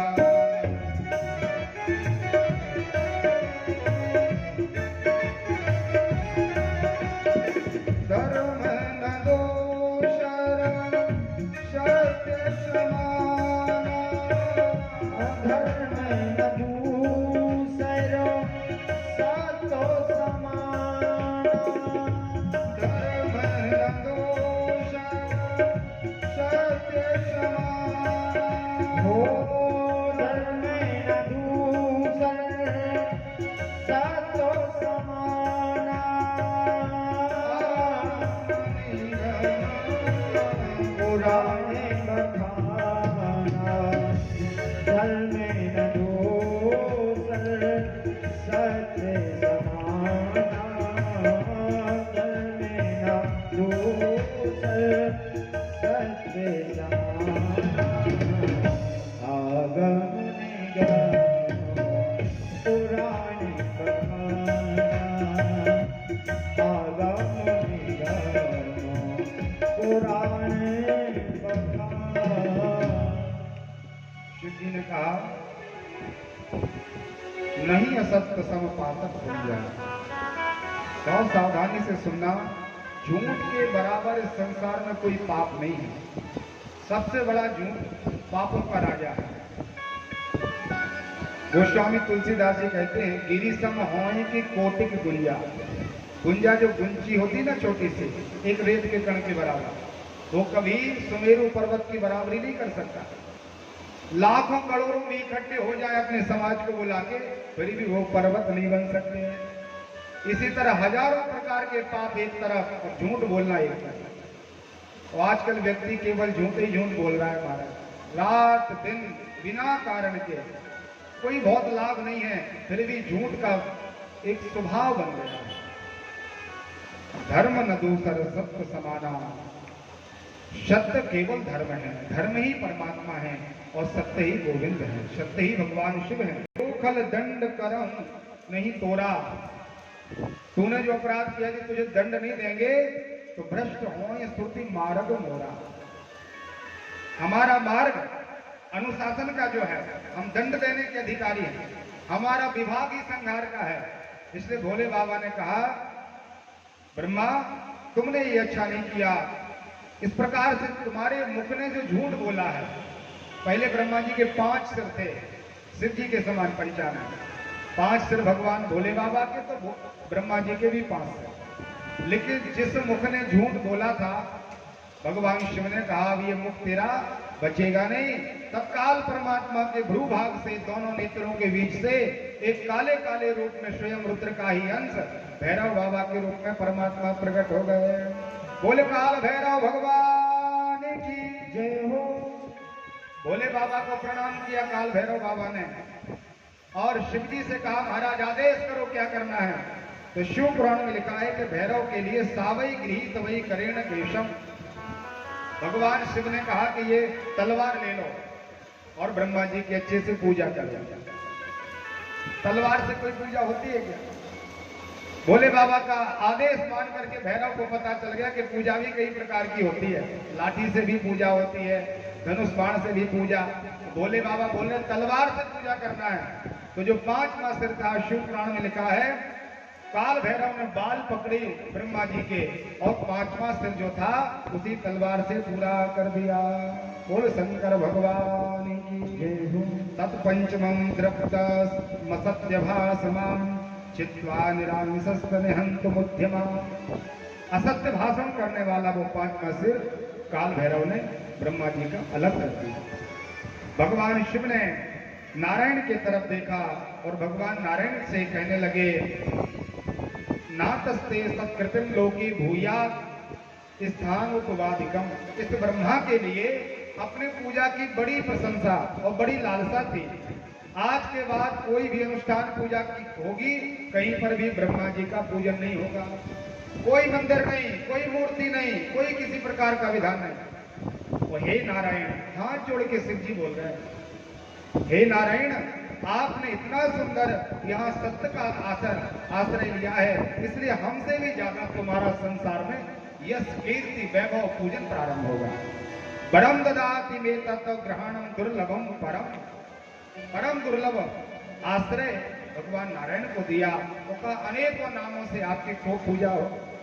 आप मेरे भक्तों का आश्रय लेकर के उनको मुक्त करना, और मैं आपके भक्तों के ऊपर प्रसन्न होकर के उनको मुक्ति दूंगा। दोनों में बड़ी संधि हुई महाराज, हरि और हर। सनातन धर्म की पूजा हरि हरात्मक होनी चाहिए। एक का पूजन करो तो अपने आप दूसरा प्रसन्न हो जाता है। और पूज्य सदगुरुदेव भगवान मलुक पीठाधीश्वर तो कहते हैं कि हरि हर दोनों में जो भक्त होते हैं ना, उनमें यदि हरि के आप भक्त हैं तो हर भगवान शंकर की साझेदारी अपने आप हो जाती है। भगवान कहती है मेरा भी है। और यदि आप भगवान नारायण शिव जी का पूजन करो, बोले गुरु जी महाराज, सबसे पहले जो अरुणाचल भगवान का शिवलिंग प्रकट हुआ है, तो ये शिवलिंग जो परमात्मा की कृपा से आया, सभी देवताओं का तो मैंने केवल और केवल मूर्ति का पूजन सुना है, लेकिन शिवलिंग शिव जी से अलग है। शिवलिंग कोई शिव मूर्ति में ही प्रतिष्ठित है, या शिवलिंग और शिव मूर्ति में कोई भेद नहीं है। कृपा हमारे संदेह का निवारण करें। तो भगवान सनत कुमार कहते हैं, लिंगम वैरम चते तुल्यम यजताम लिंगमुत्तमम तस्मात् लिंगम परम पूज्यम वैरादपि मुमुक्षुभिः। बड़ी सुंदर कथा है। सनत कुमार ने बताया कि देखिए, जो परब्रह्म परमात्मा होते हैं वो दो रूपों में रहते हैं, और पूर्ण परमात्मा केवल दो हैं, एक हरि और एक हर। एक भगवान नारायण और दूसरे भगवान शिव। प्रत्येक देवता की आपने मूर्ति देखी होगी, लेकिन इनका निराकार स्वरूप नहीं देखा होगा। लेकिन भगवान नारायण का भी निराकार स्वरूप है और शिव जी का भी निराकार। भगवान नारायण का शालिग्राम शिला के रूप में, जिनमें कोई नेत्र हाथ पैर कुछ भी नहीं है, और भोले बाबा का जो चिन्ह है, जो एक प्रतीक है, वो शिवलिंग के रूप में है। सनत कुमार कहते हैं इसको किसी पुरुष की जन्मेंद्रियों से सूचित नहीं देखना चाहिए, अश्लील भाव से इनका दर्शन नहीं करना चाहिए। ये तो एक प्रतीक है। लिंग का संस्कृत में शब्द होता है चिन्ह, प्रतीक। अम्बरीश महाराज की कथा में शिव भागवत जी में आप लोगों ने सुना होगा, लिंगम विष्णु मांकृता। भगवान नारायण को लिंग लिखा है, उनका पूजन करते थे। तो ये केवल और केवल भगवान शिव की उस निराकार जो परब्रह्म परमात्मा आदि मध्य अंत से जो रहित हैं, उनका एक चिन्ह शिवलिंग है। और इसी तरह नारायण का निराकार स्वरूप शालिग्राम शिला है। शिव महापुराण में लिखा है कि आप मूर्ति का पूजन करें या न करें, लेकिन शिवलिंग का पूजन आपको अवश्य करना चाहिए। तस्मात् लिंगम परम पूज्यम। शिवलिंग की पूजन की बड़ी भारी महिमा बताई हुई है। आपके घर में कोई देवता हो या ना हो, लेकिन शिवलिंग और शालिग्राम शिला आपके घर में अवश्य होना चाहिए। 1000 प्रकार की पूजा करने के बाद भी यदि आपने शिवलिंग और शालिग्राम भगवान का पूजन नहीं किया, तो आपकी पूजा अधूरी मानी जाती है। पूजा की पूर्णता केवल तभी है जब आप भाव से शिवलिंग का पूजन करें, शालिग्राम शिला का पूजन करें। लिंग की प्रतिष्ठा लिखा है, ओम तथा वैर की पंचाक्षर मंत्र से प्रतिष्ठा होनी चाहिए। प्रणव से शिवलिंग और नमः शिवाय मंत्र जो पंचाक्षर मंत्र है, इससे भगवान शिव की मूर्ति स्थापित करें। बीच में भगवान शिव का लिंग होना चाहिए और पीछे गौरी शंकर भगवान मूर्ति के रूप में विराजे। ये सबसे अच्छी पूजा की विधि है। पीछे भगवान की मूर्ति विराजी हो और सामने शिवलिंग विराजी हो, ऐसी पूजा करनी चाहिए। अथ पंचाक्षरम नित्यम जपेत युक्त मालरात संध्या योष्ट सहस्रम वा गेयम शिवपद प्रदम। भगवान सनत कुमार कह रहे हैं, शिवलिंग की प्रतिष्ठा पूर्वक पूजा करके जो प्रतिदिन 10,000 पंचाक्षर मंत्र पढ़ता है या फिर शाम सुबह 1,000 पंचाक्षर मंत्र पढ़े तो लिखा है वह निश्चित रूप से शिव पदम ब्रजे, उसको शिव पद कैलाश की प्राप्ति हो जाती है। शिव पुराण में कितने सरल सरल नियम बताए हैं, लेकिन हम लोग संसार में भटकते रहते हैं और भगवान शिव के पास नहीं जाते हैं। लिखा है प्रवणादि संयुक्तम ब्राह्मणानाम विशेषते दीक्षा युक्तम गुरुर्ग्राहम। देखिए बहुत सावधानी से सुनना, हम लोग मनमुखी व्यवहार करते हैं। शिव पुराण में लिखा है कि जो पंचाक्षर मंत्र है, यदि आपने दीक्षा ली है, आप किसी गुरु के मुख से किसी मंत्र का आश्रय आपने लिया हुआ है, तो आपको नमः शब्द लगाकर आगे प्रणव लेकर के पीछे भगवान की नाम का आश्रय लेना चाहिए। ओम, फिर नमः, फिर बाद में शिवाय। लेकिन द्विजानाम च नमः पूर्वे मन्ये साम च नमोन्तकम, स्त्रीणाम च क्वचित छन्ति नमोन्तम न यथा विधि। स्त्रियों के लिए और चतुर्थ वर्ण के लिए नमः बाद में लगाना है, शिवाय पहले करना, और उसमें ओम शब्द नहीं लगाना है। आप लोगों को क्या भजना है? शिवाय नमः। अपन मानते नहीं है, लेकिन करते वही है जो अपने मन में बैठा हुआ है। लेकिन लाभ चाहिए तो कल से ही, आज से ही आप लोग माताएं शिवाय नमः यह कह के देख लेना, जाप करके देख लेना, कितना लाभ मिलेगा। शिव पुराण की महिमा, ये शिव पुराण का वचन है। द्विजाति के लिए जिनका यज्ञोपवीत संस्कार हुआ है, जिन्होंने गायत्री मंत्र दीक्षा में ली है, उनको लिए ओम नमः शिवाय ऐसा गाना चाहिए। पंचकोटि जपम कृत्वा सदा शिव सबो भवेत। जो 5 कोटि 5 करोड़ नमः शिवाय मंत्र का जाप कर ले तो भगवान शिव के समान हो जाता है। उसके दर्शन मात्र से सभी तीर्थों की दर्शन का फल प्राप्त हो जाता है। उसके पैर से निकली हुई जो रज है, यदि आपके मस्तक पर चढ़ जाए तो लिखा है कि हमारा पुनर्जन्म नहीं होता। इसलिए बड़े भाव से हमें नमः शिवाय या शिवाय नमः इस प्रकार के मंत्र का आश्रय जरूर लेना चाहिए। आइए 2 क्षण भगवान के पंचाक्षर मंत्र को गा लें।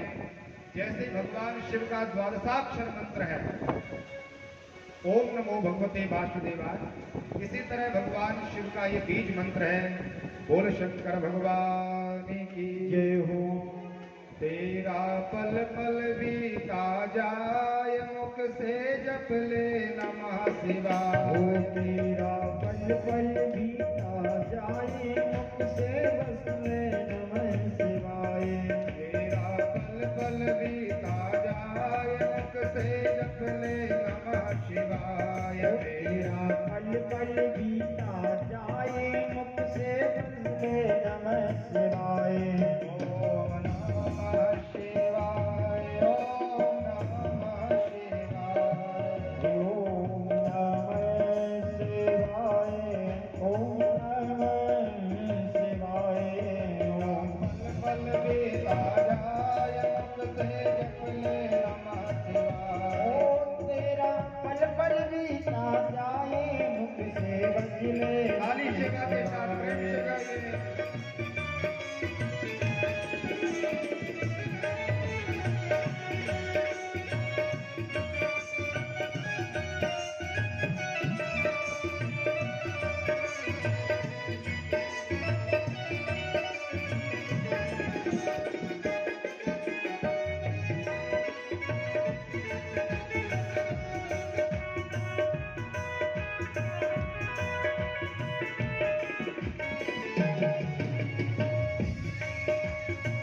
ओ मुख से भज ले नमः शिवाय, प्यारे भज ले नमः शिवाय। तेरा पल पल बीता जाए, मुख से भज ले नमः शिवाय। तेरा पल पल बीता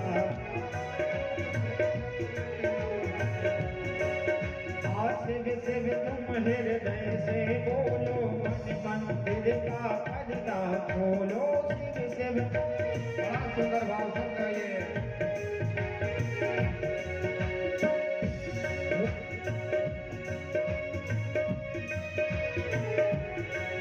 शिव शिव तुम हृदय से बोलो, मन मंदिर का पर्दा खोलो। शिव शिव तुम हृदय से बोलो, मन मंदिर का पर्दा खोलो।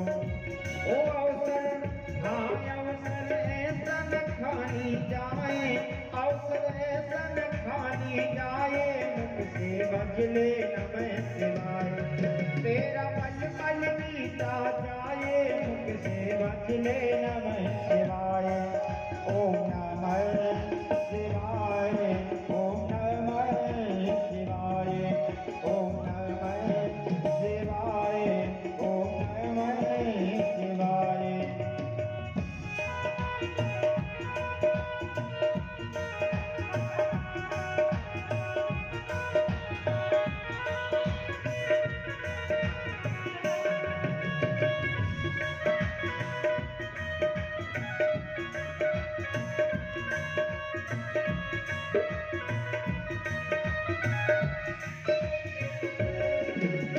यह दुनिया पंछी का मेला, समझोड़ जाना है अकेला।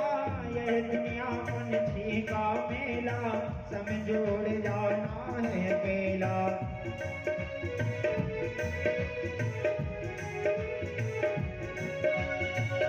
जी तेरा, हाँ तेरा कन्या साथ न जाए, तेरा कन्या साथ न जाए, मुख से बजले नमः शिवाय।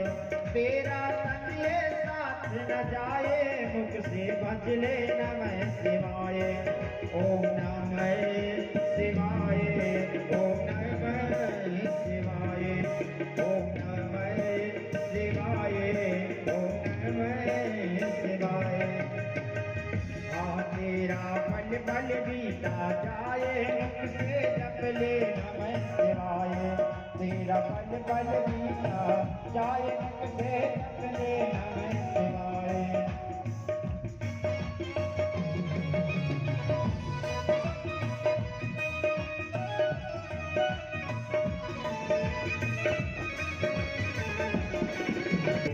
हरे हरे भोले नमः शिवाय, ओम नमः शिवाय, ओम नमः शिवाय। हरे हरे भोले नमः शिवाय, ओम नमः शिवाय।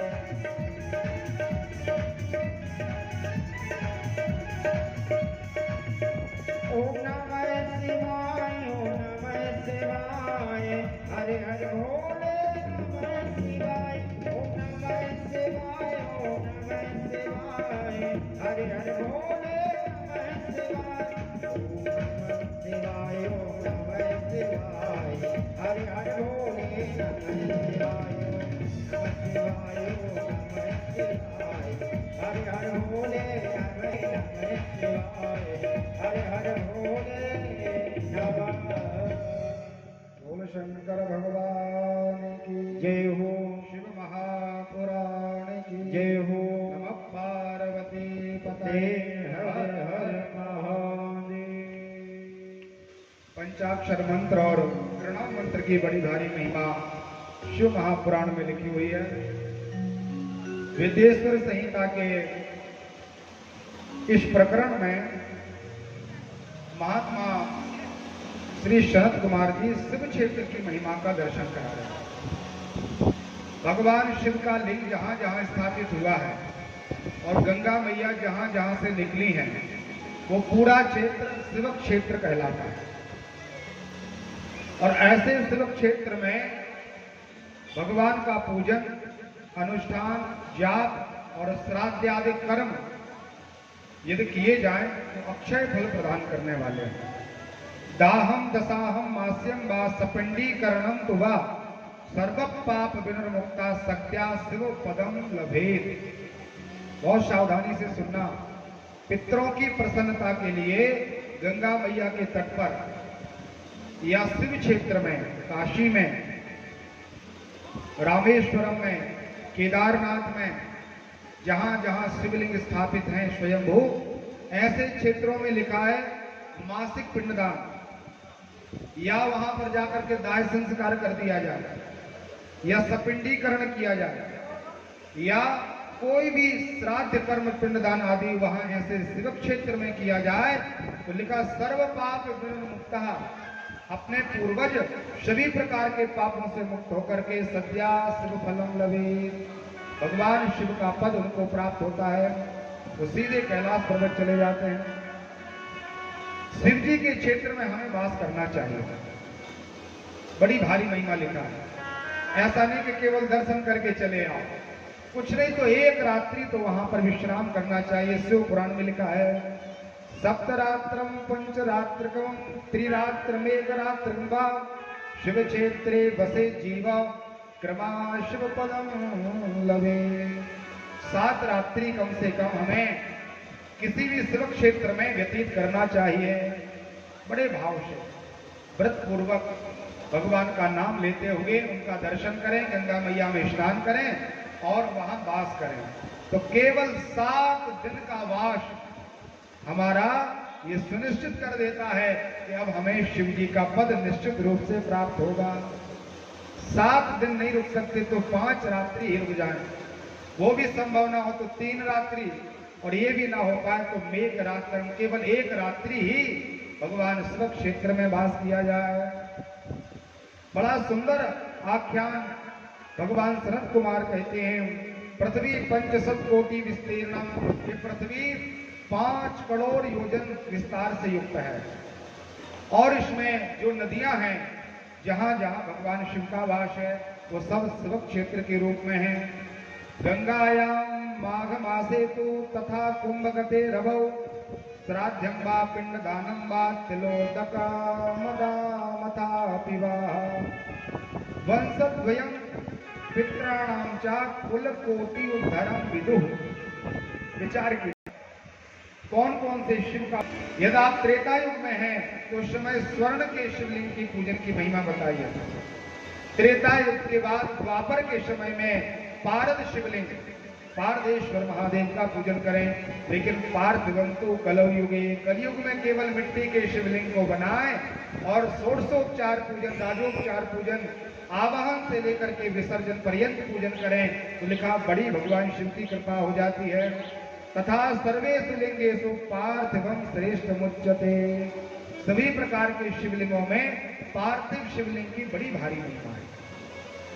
ये तो अपन करते हैं, लेकिन इसके बाद जो नहीं करते वो सुनना चाहिए।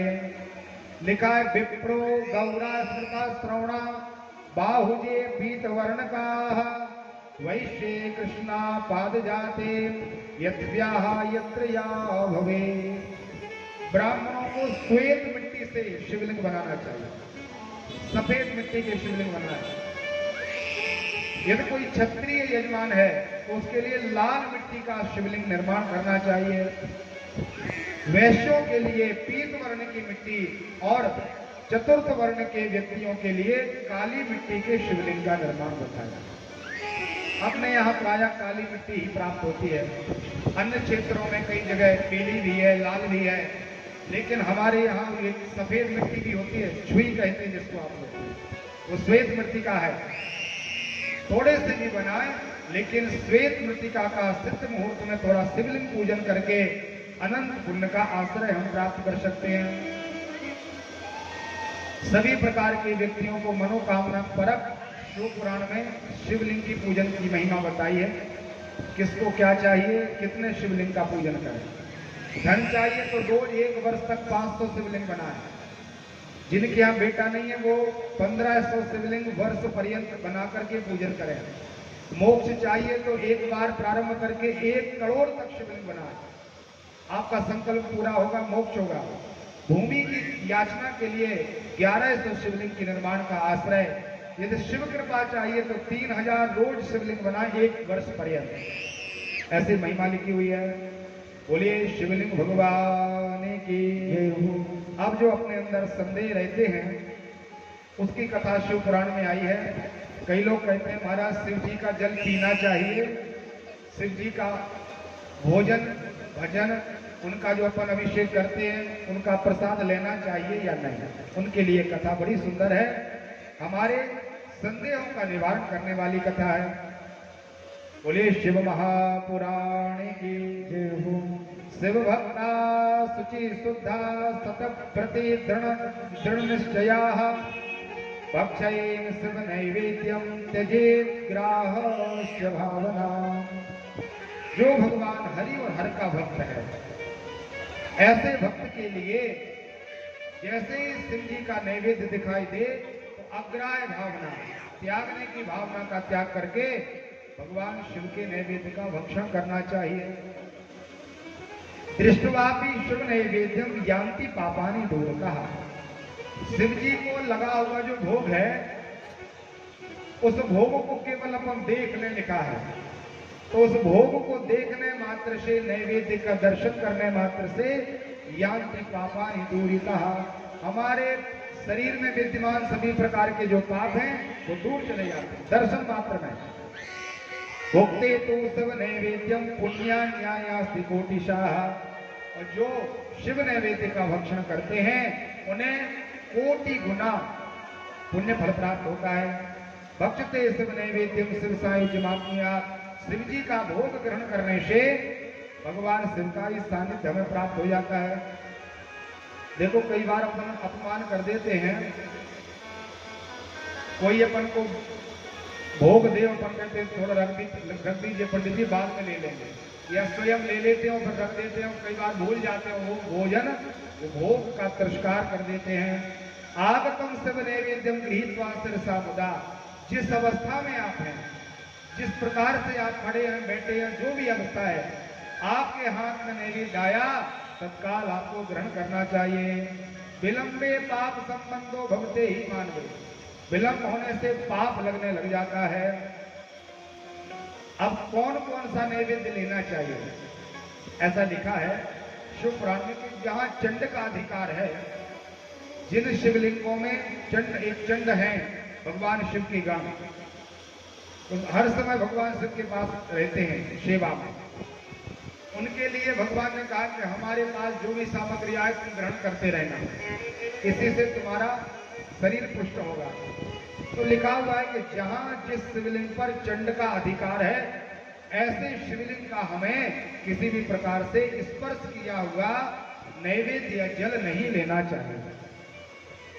मृतिका का जो शिवलिंग अपन बनाते हैं, इसमें चंड का अधिकार रहता है, और ऐसे शिवलिंग का पूजन करके जो आप दूर से थाली में लेकर के भोग लगाएं, थाली में नैवेद्य रख लिया, गरुड़ जी बजा रहे, नैवेद्य अर्पित कर रहे हैं, तो वो तो ग्रहण के योग्य है।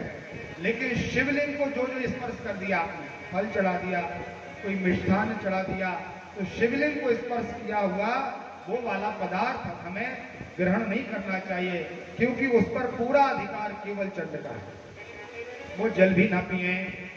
लेकिन स्वयं भगवान है, जो 12 ज्योतिर्लिंग हैं, अपने ढाने में पटनेश्वर महादेव हैं, सागर में भूतेश्वर भगवान हैं, ये स्वयंभू शिवलिंग है।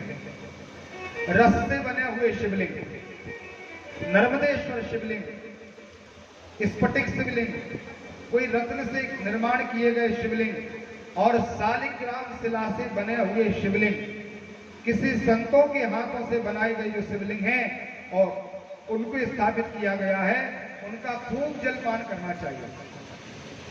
जल भी पिए, उनके स्पर्श किए हुए भोजन का भी आश्रय लें और उनका नैवेद्य ग्रहण करें। शिव निर्माल्य भोग निर्वाण निम्र शिव निर्माल्यम गंगिका सेवतव्यम शिवस्तम च प्राणो कंठगतो विवाह। लिखा है कि शिव निर्माल्य जो ऐसे जहां पर चंड का अधिकार है, यदि अपन ग्रहण कर लेते हैं तो बड़ा भारी पाप लगता है। शिव के निर्माल्य को ब्रह्मादि देवता अपने मस्तक में धारण करते हैं। भगवान नारायण भी शिव जी के निर्माल्य की धारण करने की इच्छा रखते हैं, लेकिन इसको ग्रहण नहीं करना चाहिए। परमात्मा भगवान शिव का जो लिंग है, नर्मदेश्वर लिखा है, नर्मदेश्वर शिवलिंग की बड़ी भारी महिमा। जैसे शालिग्राम भगवान है, ऐसे ही नर्मदेश्वर शिवलिंग है। 3 बार जो भगवान का नाम शिव शिव शिव ऐसा कह के नर्मदेश्वर भगवान शिव का जल पी लेंगे। जितने भी ये जो स्वयंभू शिवलिंग, वो सब अधिकांश नर्मदेश्वर है। काशी के भगवान शिव नर्मदेश्वर हैं, ऐसे अपने ये जो भूतेश्वर भगवान हैं, ये अपने पटनेश्वर हैं, ये सब नर्मदेश्वर हैं।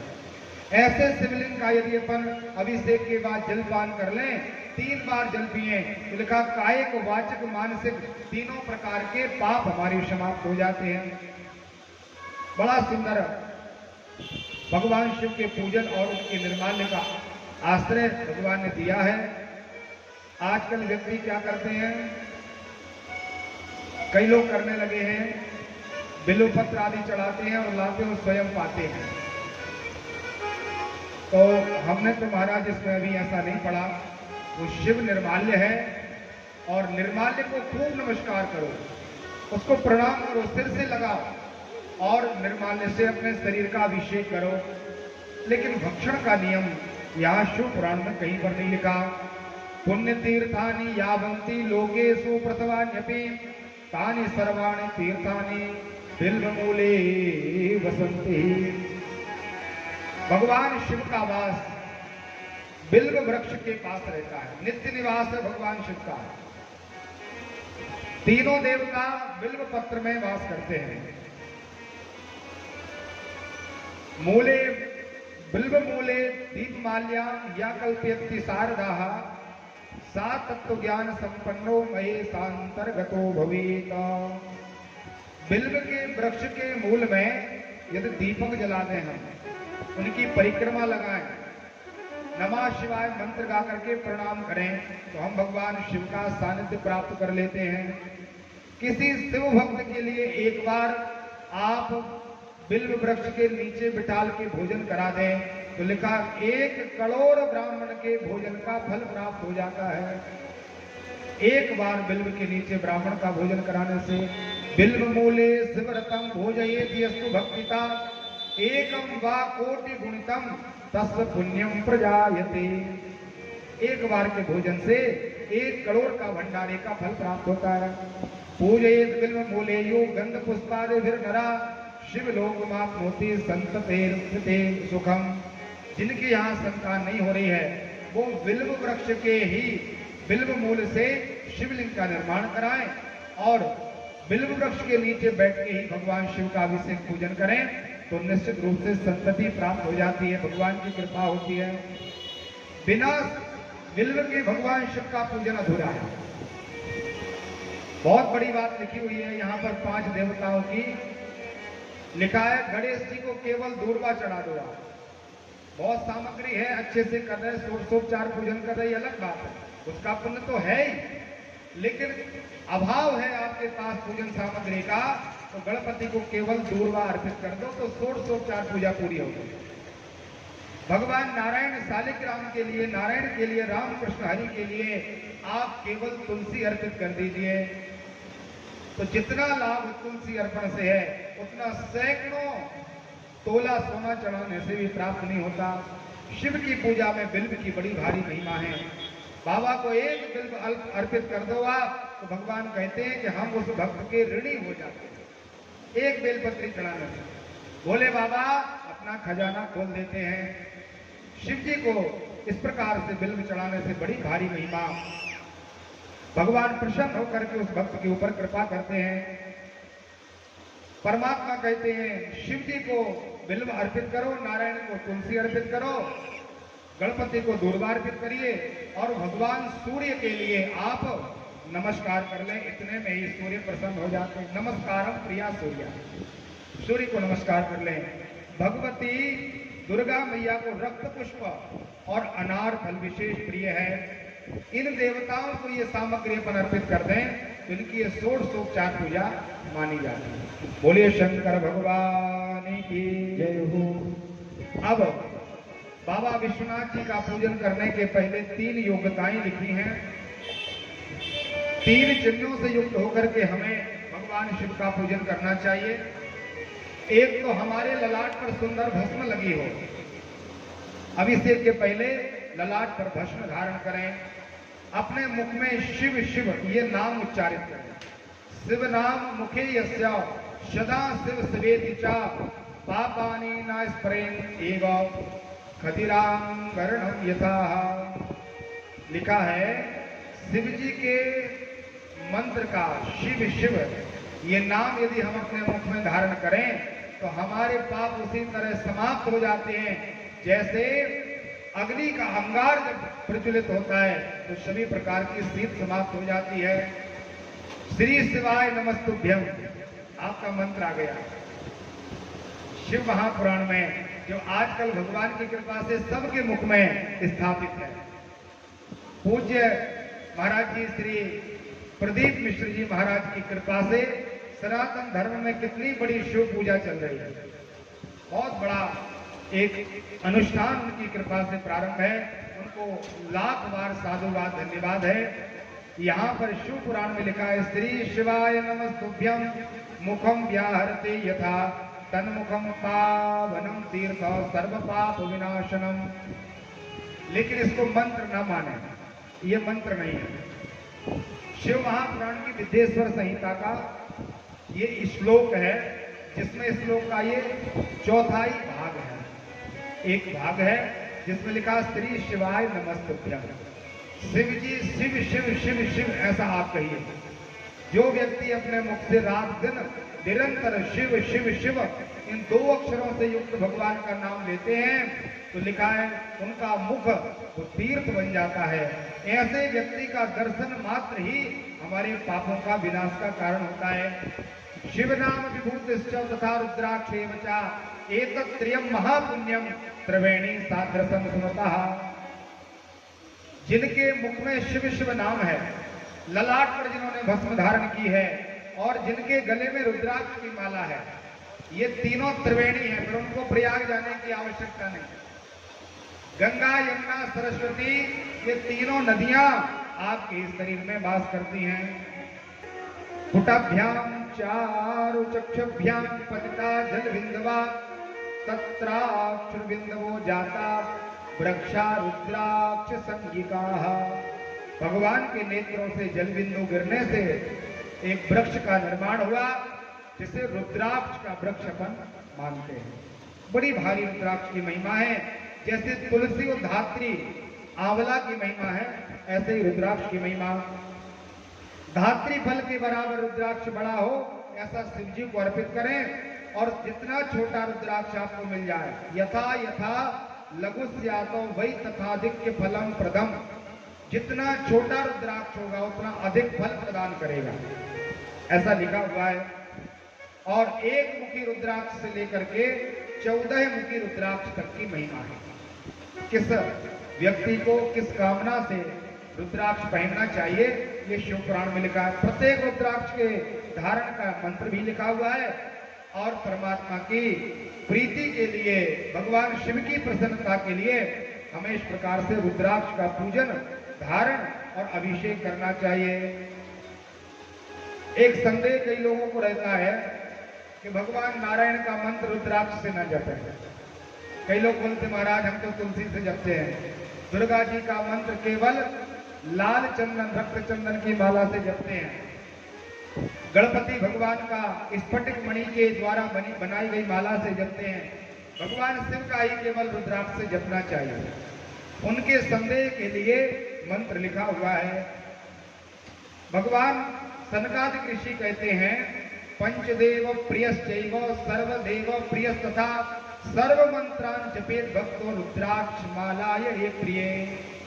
रुद्राक्ष के मोती से, रुद्राक्ष की माला से पांचों देवताओं का आप भजन कर सकते हैं। प्रत्येक देवता का मंत्र आप रुद्राक्ष की माला से जप सकते हैं, ऐसा शिव महापुराण में लिखा हुआ है।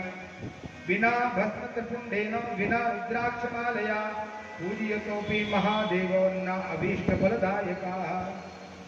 ये तीन वस्तु यदि हमने धारण नहीं किए और भगवान शिव का अभिषेक रोज करते हैं तो उतनी अभीष्ट फल, उतनी प्रसन्नता बाबा की हमें प्राप्त नहीं होगी। पहले भस्म लगाएं, शिव शिव नाम जपें, रुद्राक्ष पहने, भगवान का पूजन करें तो निश्चित रूप से हमारी सकल कामना पूरी हो जाएगी। बोलिए शंकर भगवान की जय हो। दूसरे दिन में ये कथा रहती है थोड़े से भक्तों के लिए उद्विग्न के लिए। अब ये विद्येश्वर संहिता का जो प्रथम खंड है, यहाँ पर भगवान सनत कुमार प्रणाम करते हैं। बोलिए शिव महापुराण की जय हो। अब बड़ी ही सुंदर संहिता प्रारंभ हुई है जिनका नाम रुद्र संहिता है। अभी तक ये नियम बताए गए थे, कोई भी कार्य करें तो पहले अपन नियम समझ लें, उनकी विधि समझ लें, उस चीज का जब ज्ञान हो जाए और उस कार्य को फिर हम विधिवत करें तब उसका पूरा लाभ हमें प्राप्त होता है, कोई भी कार्य हो। तो यहाँ तक ये भूमिका के रूप में महात्मा सनकादिक ऋषियों ने ये महर्षि व्यास जी को कथा सुनाई हुई है। अब रुद्र संहिता में प्रवेश किया। प्रथम श्लोक है, जगता पितरम शंभो जगतो मातरम शिवा तत्पुत्रम च गणाधीशम नात्वे तद्वर्णयामहे। जगत के पिता भगवान शिव को प्रणाम किया। जगत जननी आदि शक्ति भगवती मां पार्वती के चरणों में प्रणाम किया। गणेश जी से लेकर के सभी गणों को भगवान सनकादिक ऋषियों ने प्रणाम किया। और महात्मा सनकादिक ऋषि कहां पहुंचे हैं? नंदीकेश्वर भगवान के पास। महात्मा नंदी बाबा को प्रणाम किया और रुद्र संहिता का पाठ स्वयं नंदी बाबा ने सनकादिक ऋषियों को सुनाया। बोले महाराज, एक बार क्या हुआ, एक अस्मिन् समये विप्रान नारदो मुनि सत्तमः। एक समय की बात है, महात्मा नारद जी तत्राश्रमो महादित्यो नाना शोभा समन्वितः। एक बार भगवान नारद परमात्मा का नाम लेते लेते कैलाश पर्वत पर चले गए और कैलाश पर्वत की गहन गुफाओं में मंदाकिनी मैया के तट के पास सुंदर आश्रम था, जहां पर नारद जी भक्ति में तपस्या करने के लिए गए। तप इतना किया महात्मा ने, हजारों प्रकार के देवता आए, प्रणाम करके चले गए। वरुण कुबेर दिक्पाल सब प्रशंसा करने लगे कि धन्य है महात्मा नारद, आपके समान संसार में कोई तपस्वी नहीं है। इंद्र ने आकर के प्रणाम किया। अब इंद्र को मन में लगा कि ऐसा ना हो नारद जी का तप तपस्या बढ़ जाए, भगवान आशीर्वाद देने के लिए आए और इनके मन में ये अभिलाषा ना हो जाए कि भगवान कृपा करके एक बार आप हमें इंद्र बना दो। इंद्र के लिए रात दिन यही चिंता लगी रहती है।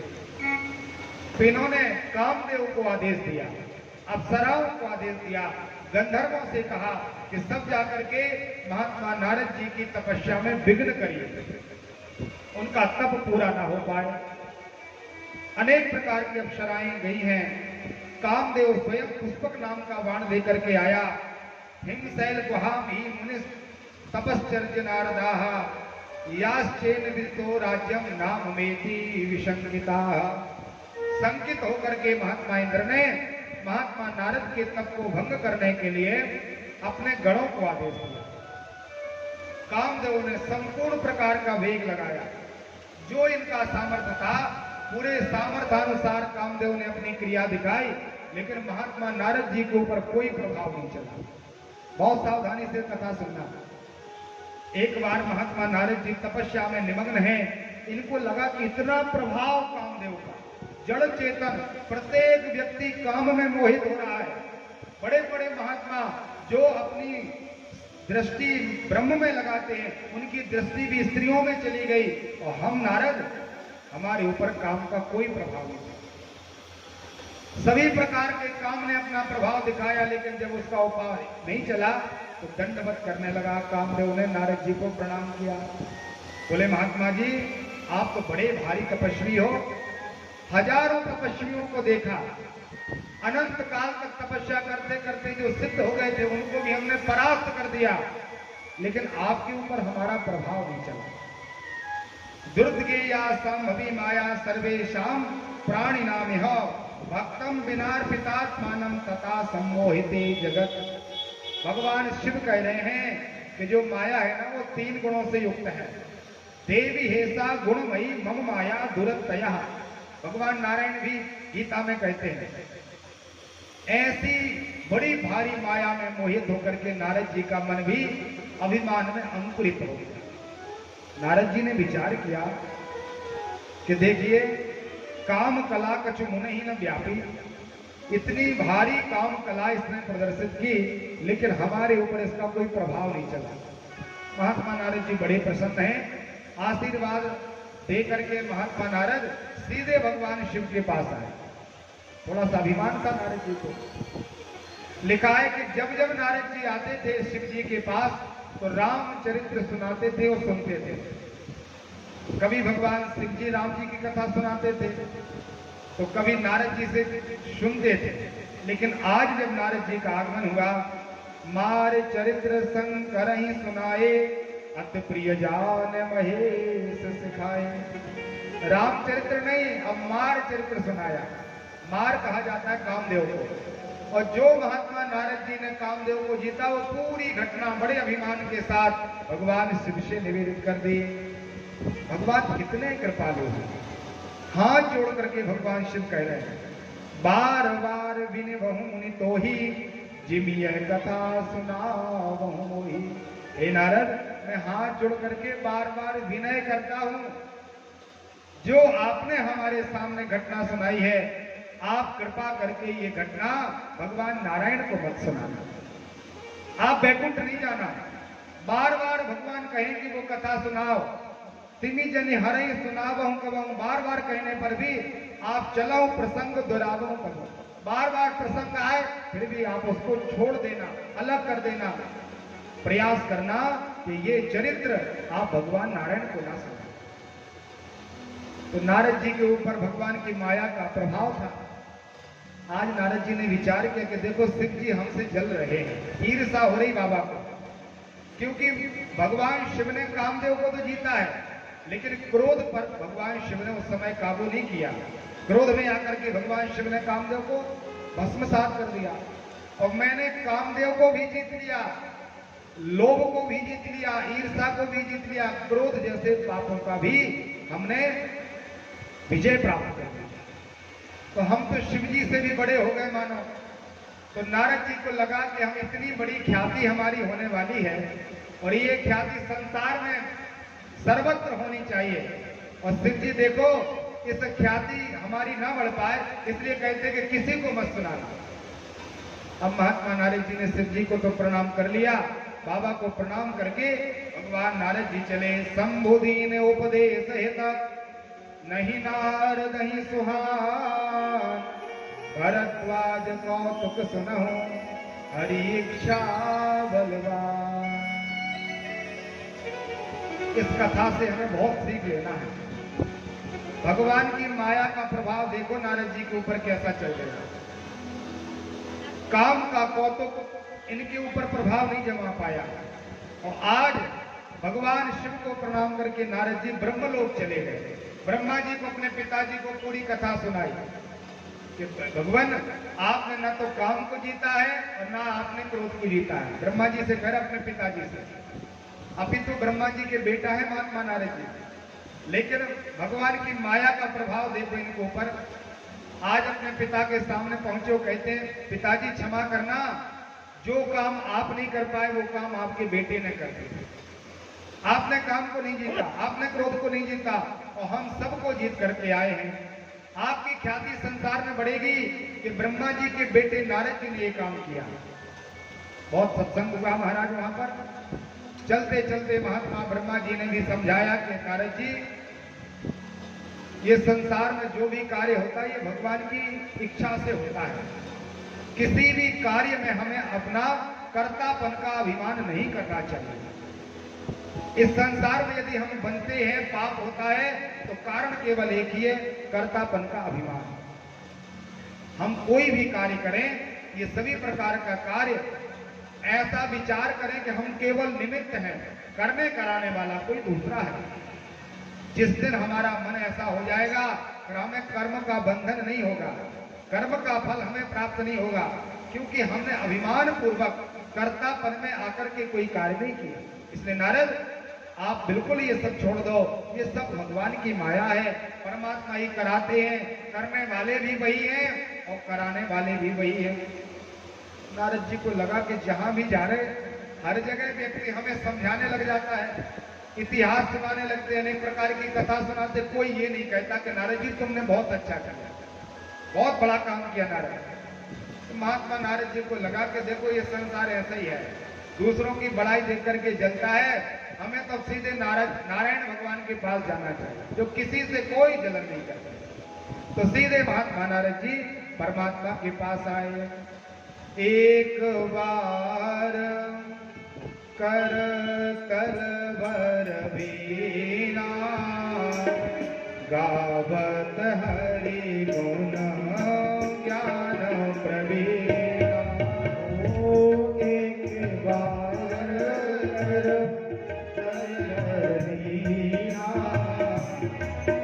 गावत हरि गुण ज्ञान प्रवीणा। एक बार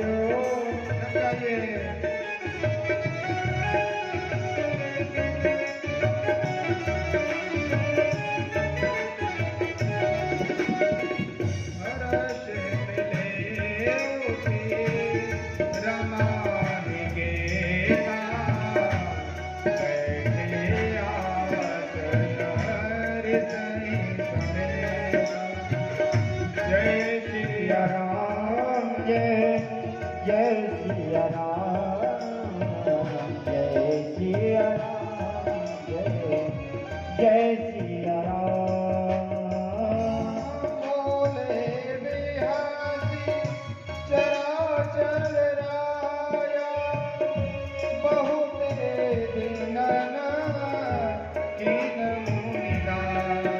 ओ श्री राम जय जय राम श्री राम जय जय राम। श्री राम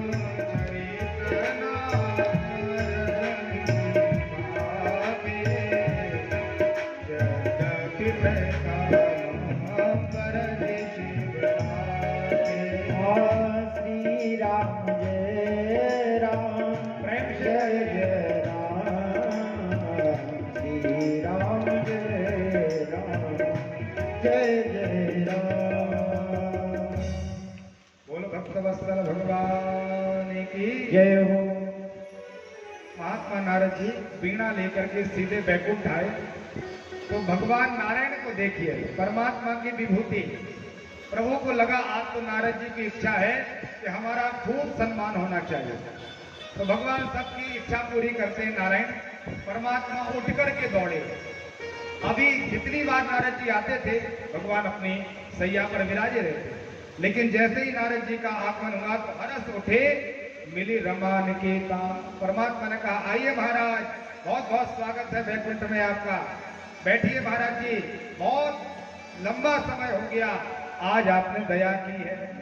तो नारद जी को लगा ये सही बात कर रहे हैं।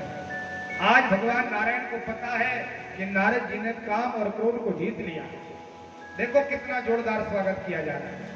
कभी भी आता था तो दूसरी आसन दी जाती थी, लेकिन आज बैठे आसन ऋषि समेता, भगवान ने अपने ही आसन पर मुझे बिठाया है। मलुक पीठाधीश्वर भगवान कहते हैं कि जब कोई रोग हो जाए तो व्यक्ति डॉक्टर के पास जाता है, तो रोगी नारद जी सबसे पहले भगवान शिव के पास आए थे। और रोग थोड़ा सा अधपका था, ना तो पूरा बढ़ गया था ना ही कम था। तो सिंह जी ने विचार किया कि ऐसे रोगी के लिए तो ऐसी दवा दे दो ताकि रोग अब मिटने वाला तो है नहीं, इसका फोड़ा पूरा पक जाए, कोई व्याधि हो जाए, फोड़ा फुंसी हो जाए तो उसकी चिकित्सा की जाती है, ऑपरेशन आदि होता है। तो अधपका फोड़ा हो यदि तो ना तो वो दबता है और उसको पूरा पकाना पड़ता है। तो शिव जी ने थोड़ी सी दवाई दे दी कि इसको पक जाने दो, दूसरे डॉक्टर से चिकित्सा कराएं। नारद जी रोगी थे और रोग लेकर के भगवान के पास आए। प्रभु ने विचार किया कि नारद जी का अब ये जो फोड़ा है ना, जो व्याधि है पूरी पकने वाली है, अब इसकी हमें ऑपरेशन करना पड़ेगा, चिकित्सा करनी पड़ेगी। तो भगवान ने खूब आनंद से उनका मान बढ़ाया, नारद जी को प्रसन्न किया और महात्मा नारद जी से बड़ा सुंदर वहां पर सत्संग चला। बोले भगवान बड़ा लंबा समय हो गया, आज आपने कृपा की है। नारद जी बड़े प्रसन्न हैं, भगवान से कहने लगे महाराज अरे ये सब आपकी ही कृपा है। कई बार व्यक्ति अभिमान में रहता है, वो कहता नहीं महाराज ये सब कृपा आपकी ही। तो भगवान से कहने लगे, होय परमात्मा आप चिंता न करें, ये सब केवल और केवल कृपा आपकी, जो भी कार्य हुआ है आपकी कृपा से हुआ है। अति प्रचंड रघुपति की माया, भगवान ने अपनी माया को नारद जी के ऊपर छोड़ दिया। देखिए संसार में ये नियम है, हम कुछ नहीं करने वाले। कई बार बड़े बड़े संत, बड़े ज्ञानी व्यक्ति ऐसा कार्य कर देते हैं कि अपन को लगता कि ये तो ऐसे सिद्ध पुरुष थे और इन्होंने ऐसे कैसे कर दिया, अपने मन में आता है। लेकिन करने कराने वाले केवल परमात्मा है। नारद जैसे परमात्मा का भक्त कोई हो सकता है? नारद जैसे त्यागी तपस्वी आज ऐसे मोहित पड़ गए, भगवान को अभिमान बस प्रणाम किया और वहां से चलने लगे।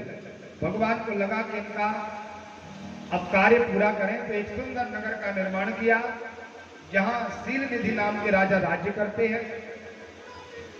उन राजा की एक कन्या है, विश्वमोहिनी नाम है। राजकन्या के विवाह करने की तैयारी है। देश देशांतर के राजा राजकुमार सब इकट्ठे हुए हैं। महात्मा नारद जी को लगा कि इस नगर में तो मैं कभी नहीं आया, दर्शन करना चाहिए एक बार। महात्मा नारद जी प्रवेश किए। जैसे ही महात्मा का प्रवेश हुआ तो सब खड़े होकर के दंडौती करने लगे। राजा शील निधि ने बड़ा सुंदर स्वागत नारद जी का किया, आसन पर बिठाला और बोले, महात्मा जी इस संसार में जो भी कार्य होता है आपसे कोई भी कार्य छुपा नहीं है, आपको सब ज्ञान है। मेरी कन्या का स्वयंवर है और प्रभु कृपा करके इसका हाथ देख करके ये बताइए इसका विवाह किसके साथ होगा? आप बड़े भारी ज्योतिषी हो। महात्मा नारद जी ने जो उस कन्या का हाथ देखा तो उसके हस्तरेखा में लिखा था कि जिसका भी ये वर्ण करेगी वो दिग्विजयी रहेगा, संसार में उसको कोई जीत नहीं सकता, त्रिभुवन पति हो जाएगा। तो नारद जी ने कुछ कुछ बातें तो मन की बता दी मिलावट करके, और जो बड़ी सुंदर बातें थी वो अपने मन में ही रख दी। अब महात्मा को लगा कि यदि एक बार अपन भी विवाह कर लें तो क्या गलती है, सब विवाह करते। मन में विचार किया और प्रयास किया कि अब ऐसा कोई अनुष्ठान करें ताकि ये कन्या हमें प्राप्त हो जाए। सबका त्याग करके ये कन्या हमारे गले में माला डाल दे। जिन्होंने कामदेव को जीत लिया उनकी गति है ये। भगवान की माया देख लो, जब माया अपने सिर पर नाचती है तो व्यक्ति क्या क्या नहीं करता। अब महात्मा नारद जी विचार करने लगे क्या करें, जब तक कछु ना हो ये तिही काला। अब बैठ करके माला तो होगी नहीं क्योंकि हमारा मन विवाह करने के लिए तैयार है, विकल हो रहा है शरीर। तो महात्मा नारद जी ने विचार किया, हे विधि मिलय कवन विधि माला बाला, हे विधाता अब तो कोई ऐसा उपाय बता दो जिसके कारण नारद के लिए वो स्त्री प्राप्त हो जाए। महात्मा को लगा भगवान नारायण हमारे स्वामी हैं, प्रत्येक कार्य का आश्रय हमने भगवान के द्वारा ही प्राप्त किया है, तो क्यों ना परमात्मा से ही मिले। सीधे परमात्मा नारायण के पास गए। भगवान नारायण पहले से ही और आगे आकर के मिल गए। बैकुंठ नहीं जाना पड़ा नारद जी को। भगवान ने विचार के इतना परिश्रम क्यों करें, क्षण मात्र का तो नारद जी को समय नहीं, भगवान आगे ही मिल गए। परमात्मा को नारद जी ने प्रणाम किया और भगवान से कहा, भगवान यही विधिनाथ हो यही मोरा, करम सुबेगी दास में तो। दास भी बोलते जा रहे और हित भी बोलते जा रहे। नारद जी कह रहे हैं, महाराज जी हम आपके दास हैं और जिस विधि से हमारा हित हो वह कार्य करिए, हमें विवाह करना है महाराज। और आपका रूप मुझे लगता है आपके समान सुंदर कोई नहीं, अद्वितीय हैं आप। और आपका रूप एक बार नारद जी को मिल जाएगा तो ये नारद सबसे ज्यादा सुंदर होगा। सुंदरता के कारण वो कन्या हमारे ऊपर मोहित हो जाएगी, माल्यार्पण कर देगी। भगवान नारद जी को देख करके हंसने लगे। परमात्मा ने कहा, नारद जी आपका हित ही नहीं परम हित, जी विधि हो ये परम हित नारद सुनहु तुम्हार। जिस विधि से तुम्हारा परम हित होगा वो कार्य करेंगे, चिंता मत करो।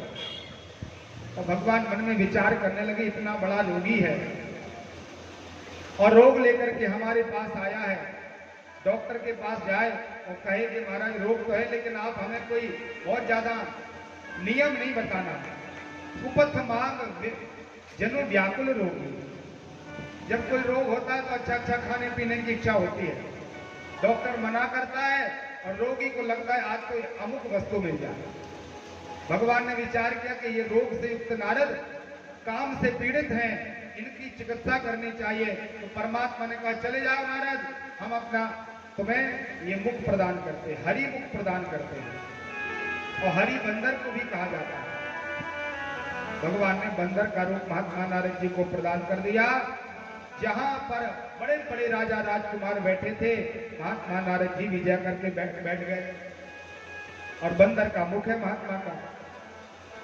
जैसे ही वो राजकन्या प्रवेश की माला हाथ में है तो महात्मा नारद जी को लगता कि सबसे पहले मुझे देख ले, तो खड़े हो जाते, अपनी आसन से उठते हैं, बार बार विचार करते कन्या की दृष्टि मेरे ऊपर पड़ जाए। और कन्या भूल करके भी नारद जी को नहीं देख रहे। भगवान शिव ने अपने गणों को भेज दिया था कि सीधा प्रसारण करना महाराज, क्या क्या कैसी कैसी स्थिति बन रही है। तो बाबा विश्वनाथ जी के गण वहां पर बैठे हुए हैं, वो सीधा प्रसारण भगवान शिव तक पहुंचा रहे। बोले भगवान बड़ी माया है आपकी बलवती, जो नारद कामदेव को जीतने वाले हैं, आज कामदेव का मन आज ऐसा लोलुप कामी की तरह दिखाई दे रहा है। स्त्री को प्राप्त करने के लिए अपना मान भूल गए, इनको अपने शरीर की सुध नहीं कि हम नारद हैं। कन्या जैसे ही निकली महाराज, भगवान नारद जी को तो ये लग रहा कि हमने तो हरि का रूप पाया है, हमारा ही वर्ण होगा। लेकिन यही किसी बैठे नारद फूली। भगवान श्री तुलसीदास जी लिख रहे हैं कि नारद जी बड़े अभिमान में बैठे थे कि हम तो संसार में सबसे ज्यादा सुंदर हैं। तो सो दिसते ही न बिलोकी भूली। कन्या एक बार भी भूल कर भी उसने नहीं देखा कि यहाँ भी कोई बैठा है। नारद जी ने विचार किया कैसे हो सकता है। खड़े हो गए महाराज, आसन छोड़ दी और जहां से कन्या जा रही थी माला लेके सामने खड़े हो गए। फिर भी कन्या ने एक बार भी नारद जी को नहीं देखा। भगवान के गण शिव जी को ये कथा सुनाते हैं तो भोले बाबा ने विचार किया कि बंदर बहुत अच्छा है। प्रभु को लगा के देखिए, भगवान की माया एक बार भी भूल कर भी उस तरफ नहीं देखती जिस तरफ बंदर होता है। तो भोले बाबा को लगा अब तो एक बार बंदर बनना पड़ेगा, क्योंकि परमात्मा की माया बंदरों के ऊपर किसी प्रकार से नहीं होती। परमात्मा ने उसी समय मन बना लिया था कि अब अगली बार जब परमात्मा अवतार लेंगे तो निश्चित रूप से बंदर के रूप में भगवान की सेवा करेंगे। और वानराकार स्वयं शिवा, स्वयं भगवान शिव वानराकार होकर हनुमान जी के रूप में प्रकट हुए। बोले हनुमान जी महाराज की जय हो। शिव जी बड़ी प्रसन्नता में है। यहाँ नारद जी को बड़ा क्षोभ है। देखते देखते भगवान स्वयं नारायण आए और परमात्मा दुल्हन ले गए लक्ष्य निवासा। परमात्मा आए, विश्व मोहिनी ने भगवान का वरण किया, माला पहनाई और उस मोहिनी को लेकर के भगवान वहां से चले गए। अब तो मानो नारद जी को ऐसा लग रहा है जैसे संसार का लोभी व्यक्ति, बहुत बड़ा कोई लोभी हो और उसके हाथ से जन्म जन्मांतर का अर्जित किया हुआ धन चला जाए, ऐसी स्थिति महात्मा नारद की है। विकल हो गए महात्मा। नारद जी चले, भगवान के गणों ने नारद जी से कहा कि महात्मा ऐसे परेशान क्यों हो रहे, एक बार अपना मुख तो देख लो। नारद जी ने विचार किया कि आखिर हमारा मुख तो नारायण का है और ये शिवगण ऐसा क्यों बोल रहे हैं। तो जल में जो अपने बिंब का दर्शन किया तो उनका मुख एक बंदर के रूप में था। अब तो बड़ी भारी ईर्षा होने लगी भगवान से। जिन परमात्मा के दास महात्मा नारद जी आज भगवान से बड़ी ईर्षा में चले गए। परमात्मा शिव जी के गणों को श्राप दे दिया, तुम लोग निशाचर हो जाओ। होई निशाचर जाए तुम कपटी पापी दोई, तुम दोनों बड़े पापी कपटी हो, निशाचर के रूप में जन्म ले जाओ। और विचार किया कि आज भगवान के पास जाके देखते हैं। भगवान स्वतंत्र सर्वता है, उनके ऊपर किसी का कोई किसी प्रकार का अंकुश नहीं है। इसलिए परमात्मा अपना मनमुखी व्यवहार निभाते हैं, जो मन में आए वो कर देते हैं। आज नारद से पाला पड़ा है भगवान का, आज देखेंगे। भगवान के पास गए, परमात्मा को लगा कि नारद जी को आगे ही मिल जाए। तो जैसे ही नारद जी चले जा रहे थे तो विश्वमोहिनी लक्ष्मी जी के साथ भगवान नारायण का दर्शन हो गया। प्रभु ने कहा, महात्मा कहाँ चले जा रहे हो, किसकी इच्छा है, क्या हो गया, आज तो आपका मन बड़ा अपवित्र सा दिखाई दे रहा है। शिव पुराण में लिखा है, महात्मा नारद कहते हैं, रे हरे तुम महा, रे हरे तुम पापिष्ट कपटी विश्वमोहिना, महोत्साहम न सहते माया विमलिना श्रिया। देखिए नारद जी की भाव, माया का प्रभाव देखें, भगवान की माया। जिन परमात्मा को दंडवत महात्मा नारद करते थे, आज परमात्मा नारद जी उन भगवान को पापी कहते हैं। हे हरि, आप बड़े पापी हो, बड़े दुष्ट हो, दूसरों की बड़ाई आप पर देखी नहीं जाती। अरे संसार में जब ये महाभारी बड़ा भारी अमृत मंथन के लिए समुद्र का मंथन किया गया, उसमें से जो कालकूट नाम का विष निकला तो आपने भोले बाबा को दे दिया, मदिरा पिला करके आपने दानवों को बौरा दिया, और जब अमृत और लक्ष्मी का वास आया तो देवताओं को अमृत दे दिया और लक्ष्मी के साथ विवाह स्वयं कर लिया। परम स्वतंत्र न सिर पर कोई आपके ऊपर किसी की स्वतंत्रता नहीं है, आप परम स्वतंत्र हैं। आज नारद आपको श्राप देता है। भगवान नारायण ने हाथ जोड़ लिए और विचार किया कि नारद जी का अभी बहुत ज्यादा क्रोध में मन है, कोई चिंता नहीं। हाथ जोड़ करके कहने लगे, महाराज जो आपका मन हो, जो कहना हो तो कह लो। नारद जी कहते हैं, एवं त्वाम स्त्री वियोगजम दुख्यम लभस्त पर दुखदा मनुष्य गति का प्रायो भवाज्ञान विमोहिता।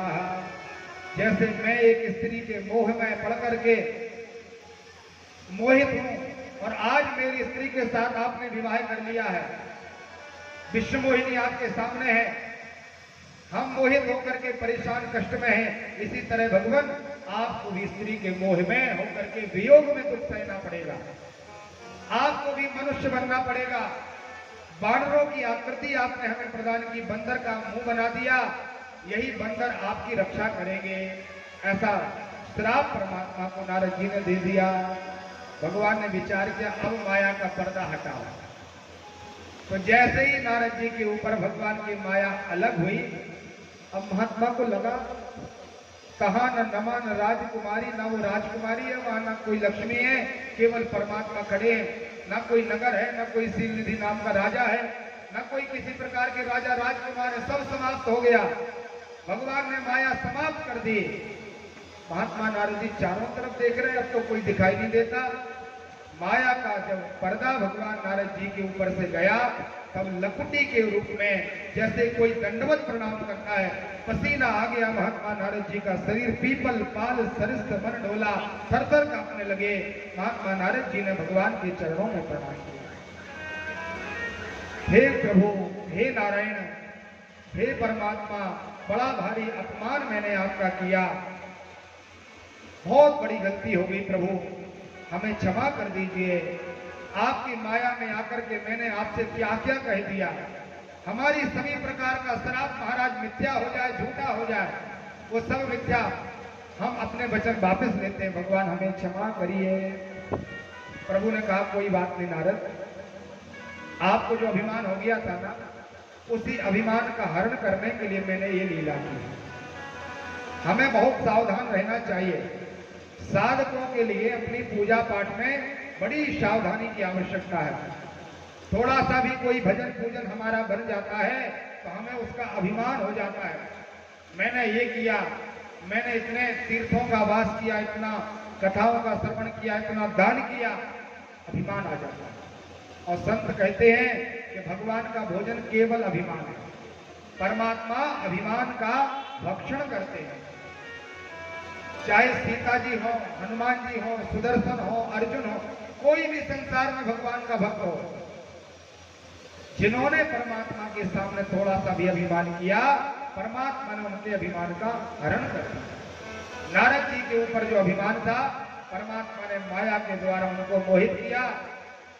आज महात्मा नारद जी को ज्ञान हुआ कि सच्चे अर्थों में संसार में कोई भी न ज्ञानी है, न कोई किसी प्रकार का अज्ञानी है, न कोई तपस्वी है, ना कोई मूर्ख है, ना कोई भजन करने वाला।